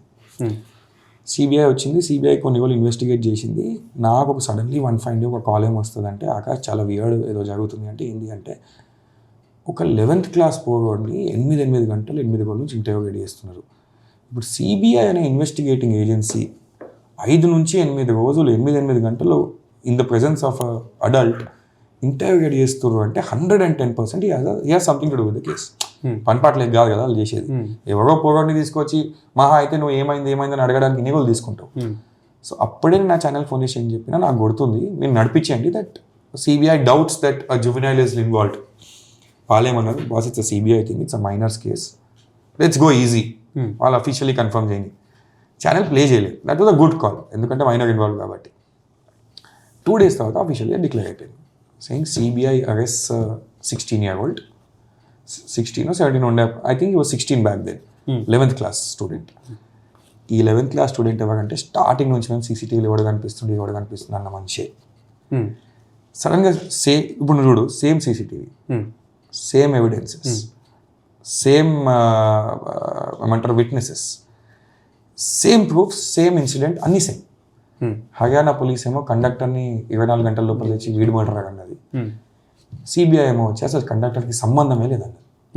ఈ 6 నెలలు 7 నెలలలో ఈ కండక్టర్ లోపల ఉన్నంతసేపు ఆయన వాళ్ళ ఫ్యామిలీకి ఏమైంది, మొత్తం విలేజ్లో డిసౌన్ చేసేసినారు, జాబ్ పోయింది, వాళ్ళ ఇంట్లో మీదకి రాళ్ళు పోతున్నారు. అంటే సొసైటీలో వాళ్ళు ఓడిపోయారు అనమాట. అంటే దే బీన్ అవుట్ క్లాస్డ్, అన్టచబుల్స్ లాగా వేసేసినారు వాళ్ళు. ఇవన్నీ అయిన తర్వాత సిబిఐ వచ్చి మాట్లాడారు. ఆ జంక్షన్లో నువ్వు నా అడిగిన క్వశ్చన్కి చాలా పెద్ద స్టోరీ ఇది, కానీ ఇట్ ఈస్ ఇంపార్టెంట్. ఇవన్నీ అయిన తర్వాత మాకు డౌట్ నెక్స్ట్ స్టెప్ ఏముండే అంటే, ఇప్పుడు ఈ హర్యానా పోలీసులో వీళ్ళు సేమ్ సెట్ ఆఫ్ ఎవిడెన్సెస్ పెట్టుకొని కండక్టర్ మర్డర్ అని ఎందుకు అన్నారు అంటే, ఇన్ఫ్లుయెన్స్ ఉందా, ప్రెషర్ ఉందా, పోలీస్ కావాలని చేసిందా, కవరప్ చేసిందా, ఎవరి కోసం ఉన్నారు. అప్పుడు ఒక యాంగిల్ వెళ్ళింది. ఈ జువెనైల్ ఎవరైతే 16 పోవాడు ఉన్నాడో, ఈ బాయ్ కౌన్సిల్ నీకు గుర్తుంది కదా, బాయ్ కౌన్సిల్ వాళ్ళు కేసు తీసుకోమన్నారు కండక్టర్ది. ఈ 16 వాళ్ళ daddy one of the most influential people in the boy council. Okay. అప్పుడు నెక్స్ట్ ఆస్పెక్ట్ ఏం తెలిసిందంటే, వీళ్ళ డాడీకి ఇంకా స్టేట్లో ఉన్న కొంతమంది పాలిటీషియన్స్కి ఏదో డీలింగ్స్ ఉన్నాయని తెలిసింది. అది ఏ రోజు కన్ఫర్మ్ కాలేదు, అందుకే దాని గురించి మాట్లాడు, కానీ ఉడితివి ఖబర్ అంటారు కదా, అప్పుడప్పుడు వింటుంటాం. దాని తర్వాత ఇంకోటి ఏం తెలిసిందంటే, ఇదే పోరాడు ఇప్పుడు దీని మీద మూవీ వస్తుంది యాక్చువల్లీ ఈ కేసు మీద, రీసెంట్లీ అనౌన్స్ అయిన 2 weeks బ్యాక్. ఈ పోరాడు దానికి కొన్ని వీక్స్ బ్యాకే స్కూల్ వాటర్ ట్యాంకర్లో పాయిజన్ మిక్స్ చేయడానికి ట్రై చేసిండు, అయినా దాని తర్వాత యాక్షన్ తీసుకోలేదు స్కూల్ అని తెలిసింది మాకు. సో ఈ ట్రేట్ అనేది పోరాడులో ఉంది. The most shocking part is reason. నువ్వు గెస్ చేయి, ఏం రీజన్ వల్ల నరుకుంటాడు ఒక 7-year-old? అమ్మాయి ఇష్యూ ఏదో ఉండొచ్చు. ఛాన్స్ లేదు. Victim 7 years old. Victim 7 years old. Okay. చంపినోడు 16-17 years old. ఓకే. ఏ రీజన్ నువ్వు గెస్ చేయి. మజా కోసం ఎగ్జామ్కి చదువుకోలేదు, ఇట్లాంటిది ఏమని చేస్తే ఎగ్జామ్ పోస్ట్పోన్ అవుతుంది. That is the official reason even today. మాకు అది విన్నప్పుడు మాకు గూస్ బంప్స్ వచ్చినాయి. అంటే హర్యానాలో మేము కవర్ చేసేప్పుడు వేరే స్టేట్లో కాలేదని కాదు, నా పర్సనల్ ఎక్స్పీరియన్స్ చెప్తున్నా, చాలా విన్నాం ఇట్లాంటివి. ఒక జువెనైల్ కొని లేపేసిండు, డాడీ గన్ తీసుకొని, వాడు మళ్ళీ మేజర్ అయినప్పుడు బయటికి రాగానే ఫస్ట్ డే ఇంకొని చంపేసిండు. సో ఇట్లాంటి basically in my opinion that fellow was a psycho, simple. అది చైల్డ్హుడ్ ట్రామా వలన, ఫ్యామిలీ ట్రామా వలన, అవన్నీ పక్కకు పెట్టు. సో ఈ టైం ఇదంతా జరుగుతున్నప్పుడు రాత్రి 12 గంటలకు ఒకసారి నా ఒక సోర్స్ నుంచి నాకు ఫోన్ వచ్చింది, జల్దీ ఇంటికి వచ్చేసి. నేను ఎట్లన్నా రేపు పొద్దున్న 8 గంటలకు కలుస్తున్నా కదా, ఇప్పుడు రాత్రి ఇప్పుడు ఎందుకు దమ్ చేస్తున్నాను, వై షుడ్ ఐ కమ్ అంటే, చాలా ఇంపార్టెంట్ ఆకాష్, జల్దీ ఇంటికి రా. నేను అప్పటికప్పుడు ఛానల్కి ఫోన్ చేసి బండి పంపించండి, నేను అక్కడ సోర్స్ దగ్గరికి వెళ్ళాలంటే బండి పంపించి నేను అక్కడికి వెళ్ళంగానే ఆయన ఒక్క మాట మాట్లాడి ఒక ఆడియో రికార్డింగ్ ప్లే చేసిండు. మొత్తం ఆడియో రికార్డింగ్ వింటున్నా నా దిమాగ్లో ఏం నడుస్తుందంటే, ఓ మై గాడ్, ఇది నేను అనుకుంటుందేనా, నిజంగానే ఇది వింటున్నానా అనిపిస్తుంది నాకు. Take me back to the first question. నేను ఇప్పుడు ఇంతకుముందు 2 minutes బ్యాక్ చెప్పినప్పుడు హర్యానా పోలీస్ ఎందుకు చేసింది. సో ఆ రికార్డింగ్ ఎవరిది అంటే, ఈ విక్టిమ్ ఫ్యామిలీ లాయర్ అంటే ఏడేన్ల పోరాన్ లాయర్, ఇంకా సిబిఐ ఇన్వెస్టిగేటింగ్ ఆఫీసర్, వీళ్ళిద్దరు రికార్డింగ్ అది. దాంట్లో ఇన్వెస్టిగేటింగ్ ఆఫీసర్ క్లియర్గా ఏమంటుండంటే, నా మీద ప్రెషర్ ఉంది, నువ్వు ఎట్లన్నా కరెక్ట్ మర్డర్ని పట్టేసుకున్నావు, ఇప్పుడు హర్యానా పోలీస్ చేసిన కవరప్లోకి ఇన్వెస్టిగేట్ చెయ్యకు, కేసీడ బంద్ చేసేయి అని నా మీద ప్రెషర్ ఉంది అని ఇన్వెస్టిగేటింగ్ ఆఫీసర్ ఖుద్ ఆ మాటలు చెప్తున్నాడు. అంటే అంత పెద్ద న్యూస్ బ్రేక్ నీకు నార్మలీ అట్లా రాదు, ఎస్పెషలీ సిబిఐ. అది తీసుకున్న తర్వాత నాకు డైజెస్ట్ అయ్యి గల్ప్ అయ్యి నేను రాత్రి మొత్తం నాకు నిద్రవట్లేదు. అంటే having such a tape is not normal even for a journalist అనమాట. పోయినా రాత్రి ఆఫీస్కి వచ్చిన called all my editors in the night only saying boss చాలా పెద్దది ఇది మనం ప్లే చేయాల్సిందే. కాకపోతే మేము ఒక కాన్షియస్ డెసిషన్ ఏం తీసుకున్నామంటే ఒరిజినల్ టేప్ ప్లే చేయకుండా ఇద్దరు వాయిసెస్తో మాట్లాడిపించి మేము పేర్లు పెడతాం, అఫీషియల్ పేర్లు పెడతాం, అన్నీ పెడతాం, బట్ ఒరిజినల్ టేప్ ప్లే చేయకుండా we doctor the new tape. Same వాళ్ళు మాట్లాడిందే లైన్ టు లైన్ ఇంకొకరితో మాట్లాడిపించి పెట్టినాం. 2 బులెటిన్స్ ప్లే అయింది. 2 బులెటిన్స్ తర్వాత డ్రాప్ అయిపోయింది. ఎందుకు? అక్కడనే నేను ఆ ఛానల్ వదిలేసిన. నేను వెళ్ళి ఎడిటర్తో కొట్లాడినా. How the hell can you drop this story? This is అంటే నా సోర్స్ నన్ను నమ్మి ఇంత పెద్ద స్టోరీ నాకు ఇచ్చిన తర్వాత ఈ స్టోరీ ఎట్లా డ్రాప్ అయింది? ఆయన ఖుల్లా నన్ను చూసి ఒక మాట అన్నాడు, ఆకాష్ ఇది నా చేతిలోకి పైకి వెళ్ళిపోయింది, ఇది ఇప్పుడు నేనేం చేయలేను దీంట్లో. నేను ఆ 2 బులెటిన్లు ప్లే చేయడానికి కూడా ఎంత కష్టపడ్డా నాకు తెలుసు, ఎందుకంటే నువ్వు తెచ్చిచ్చినావు నాకు కాబట్టి. కానీ నీకు కావాల్సిన ఇంపాక్ట్ అయిపోయింది. కట్ చేస్తే సాయంత్రం సిబిఐ నుంచి ఒక ప్రెస్ రిలీజ్ వస్తుంది. ఏంది, ఇవాళ రోజు ఈ ఛానల్ మీద ప్లే అయిన ఈ టేప్ ఈ రిపోర్టర్ ప్లే చేసిండు, ఇది ఫేక్ అండ్ మలిషియస్, అంటే మొత్తం టేపే ఫేక్ అని చెప్పి ఒక ప్రెస్ రిలీజ్ వస్తుంది. నేను మళ్ళీ ఎడిటర్తో కొట్లాడినా, ఇప్పుడు కన్నా మనం ఫైట్ చేయాలా, వాళ్ళ నా స్టోరీ ఫేక్ అంటున్నారు, అట్లా అంటారు, నీకు తెలుసు నాకు తెలుసు నిజమైన స్టోరీ అని చెప్పి. But we didn't do anything, అంటే it was not in my control. Okay, you left it off. Left it off కాదు, that was the reason I resign to that channel and I went to another channel. కానీ నాకు అప్పుడు ఆ editor పరిస్థితి కూడా అర్థమైంది, ఆయన చేతిలో కూడా ఏం లేదు. It was a call taken at the top most level. And 6 months later నాకు పెద్ద విక్టరీ వచ్చింది. అదే సిబిఐ ఎవరైతే ఫేక్ స్టోరీ అన్నారో సుప్రీంకోర్టులో ఒక డాక్యుమెంట్ సబ్మిట్ చేస్తుంది.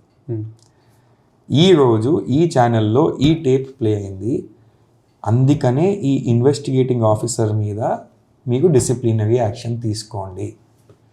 ఫేక్ అన్న టేప్ని ఎవిడెన్స్ లాగా సుప్రీంకోర్టులో సిబిఐ యూజ్ చేసింది. That proved me right.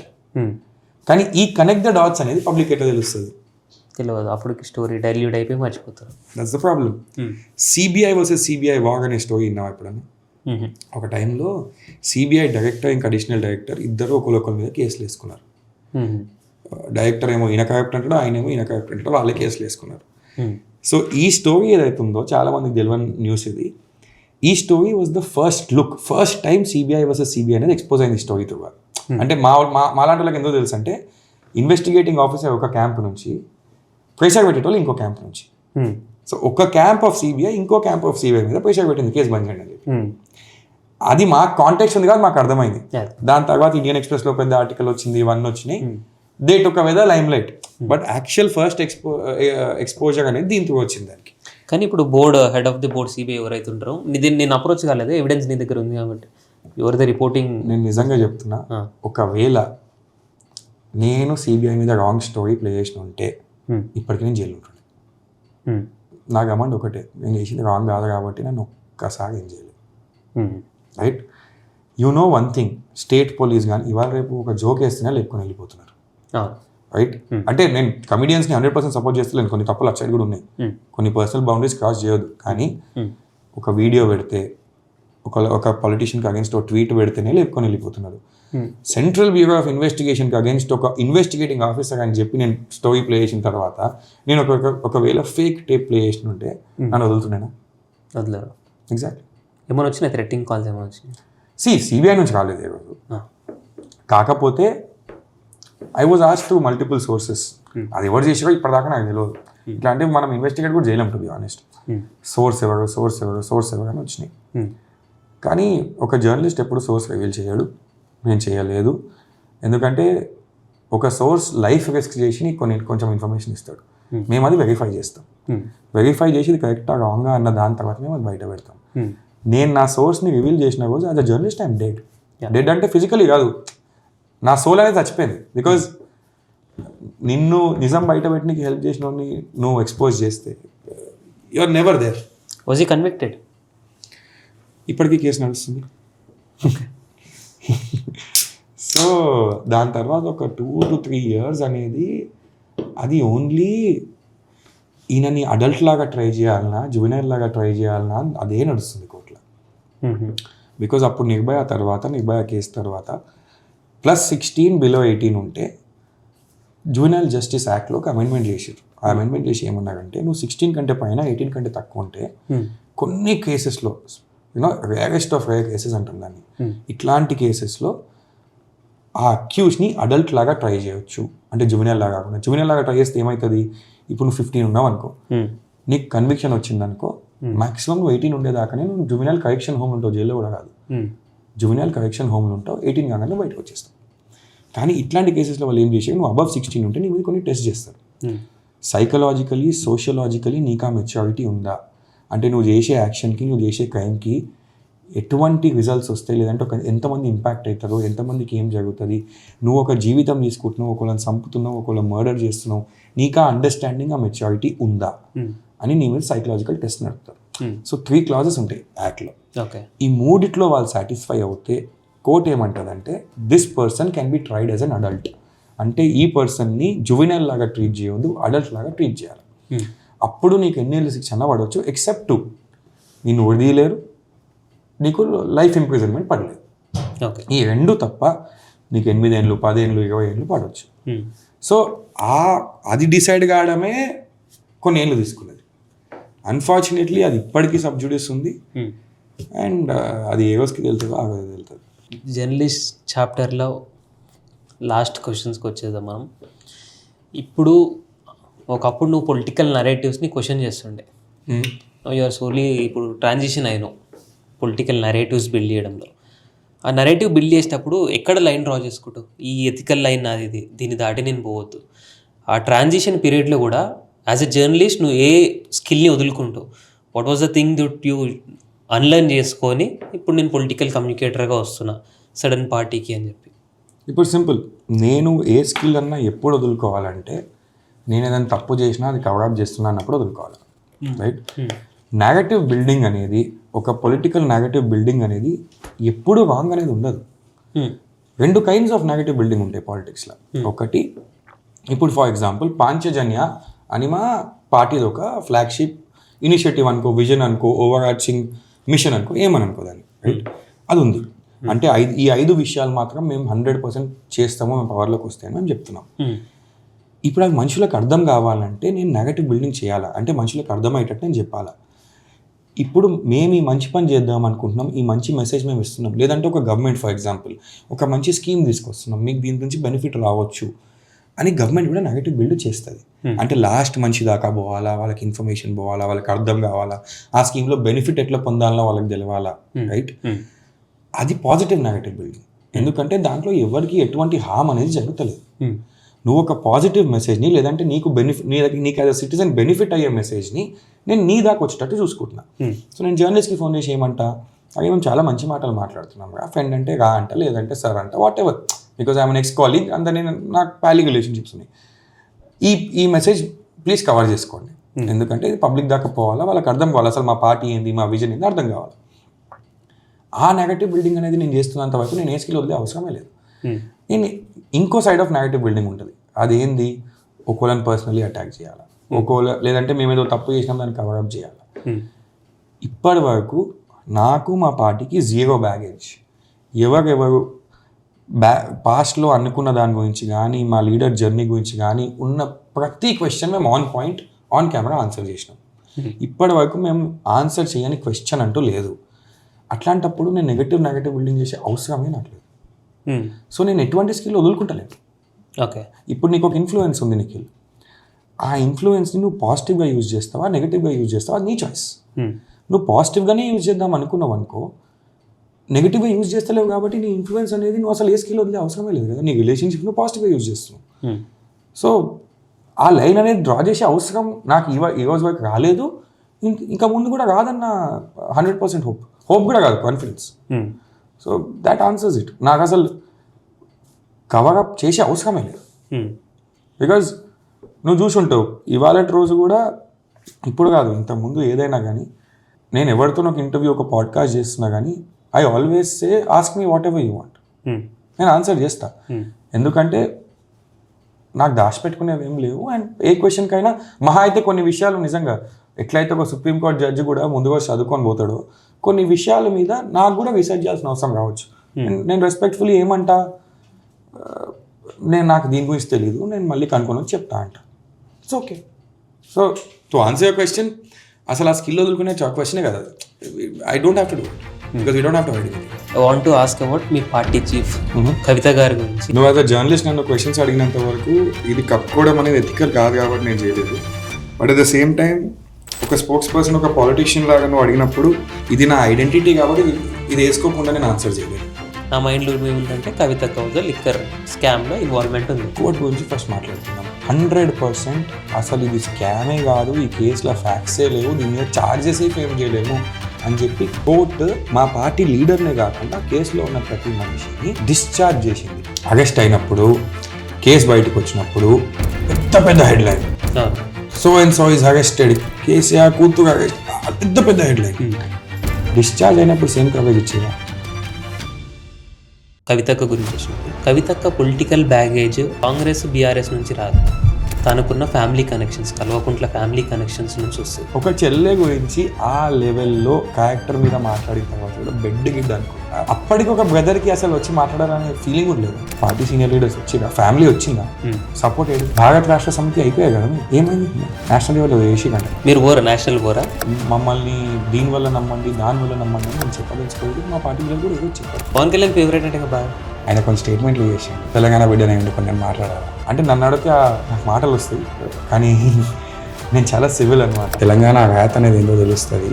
ఒకవేళ మేము మళ్ళీ చెల్లడు వెళ్ళి అని అంటే తెలంగాణ ఏందో వాళ్ళకి మళ్ళీ ఇంకోసారి చూపిస్తుంది.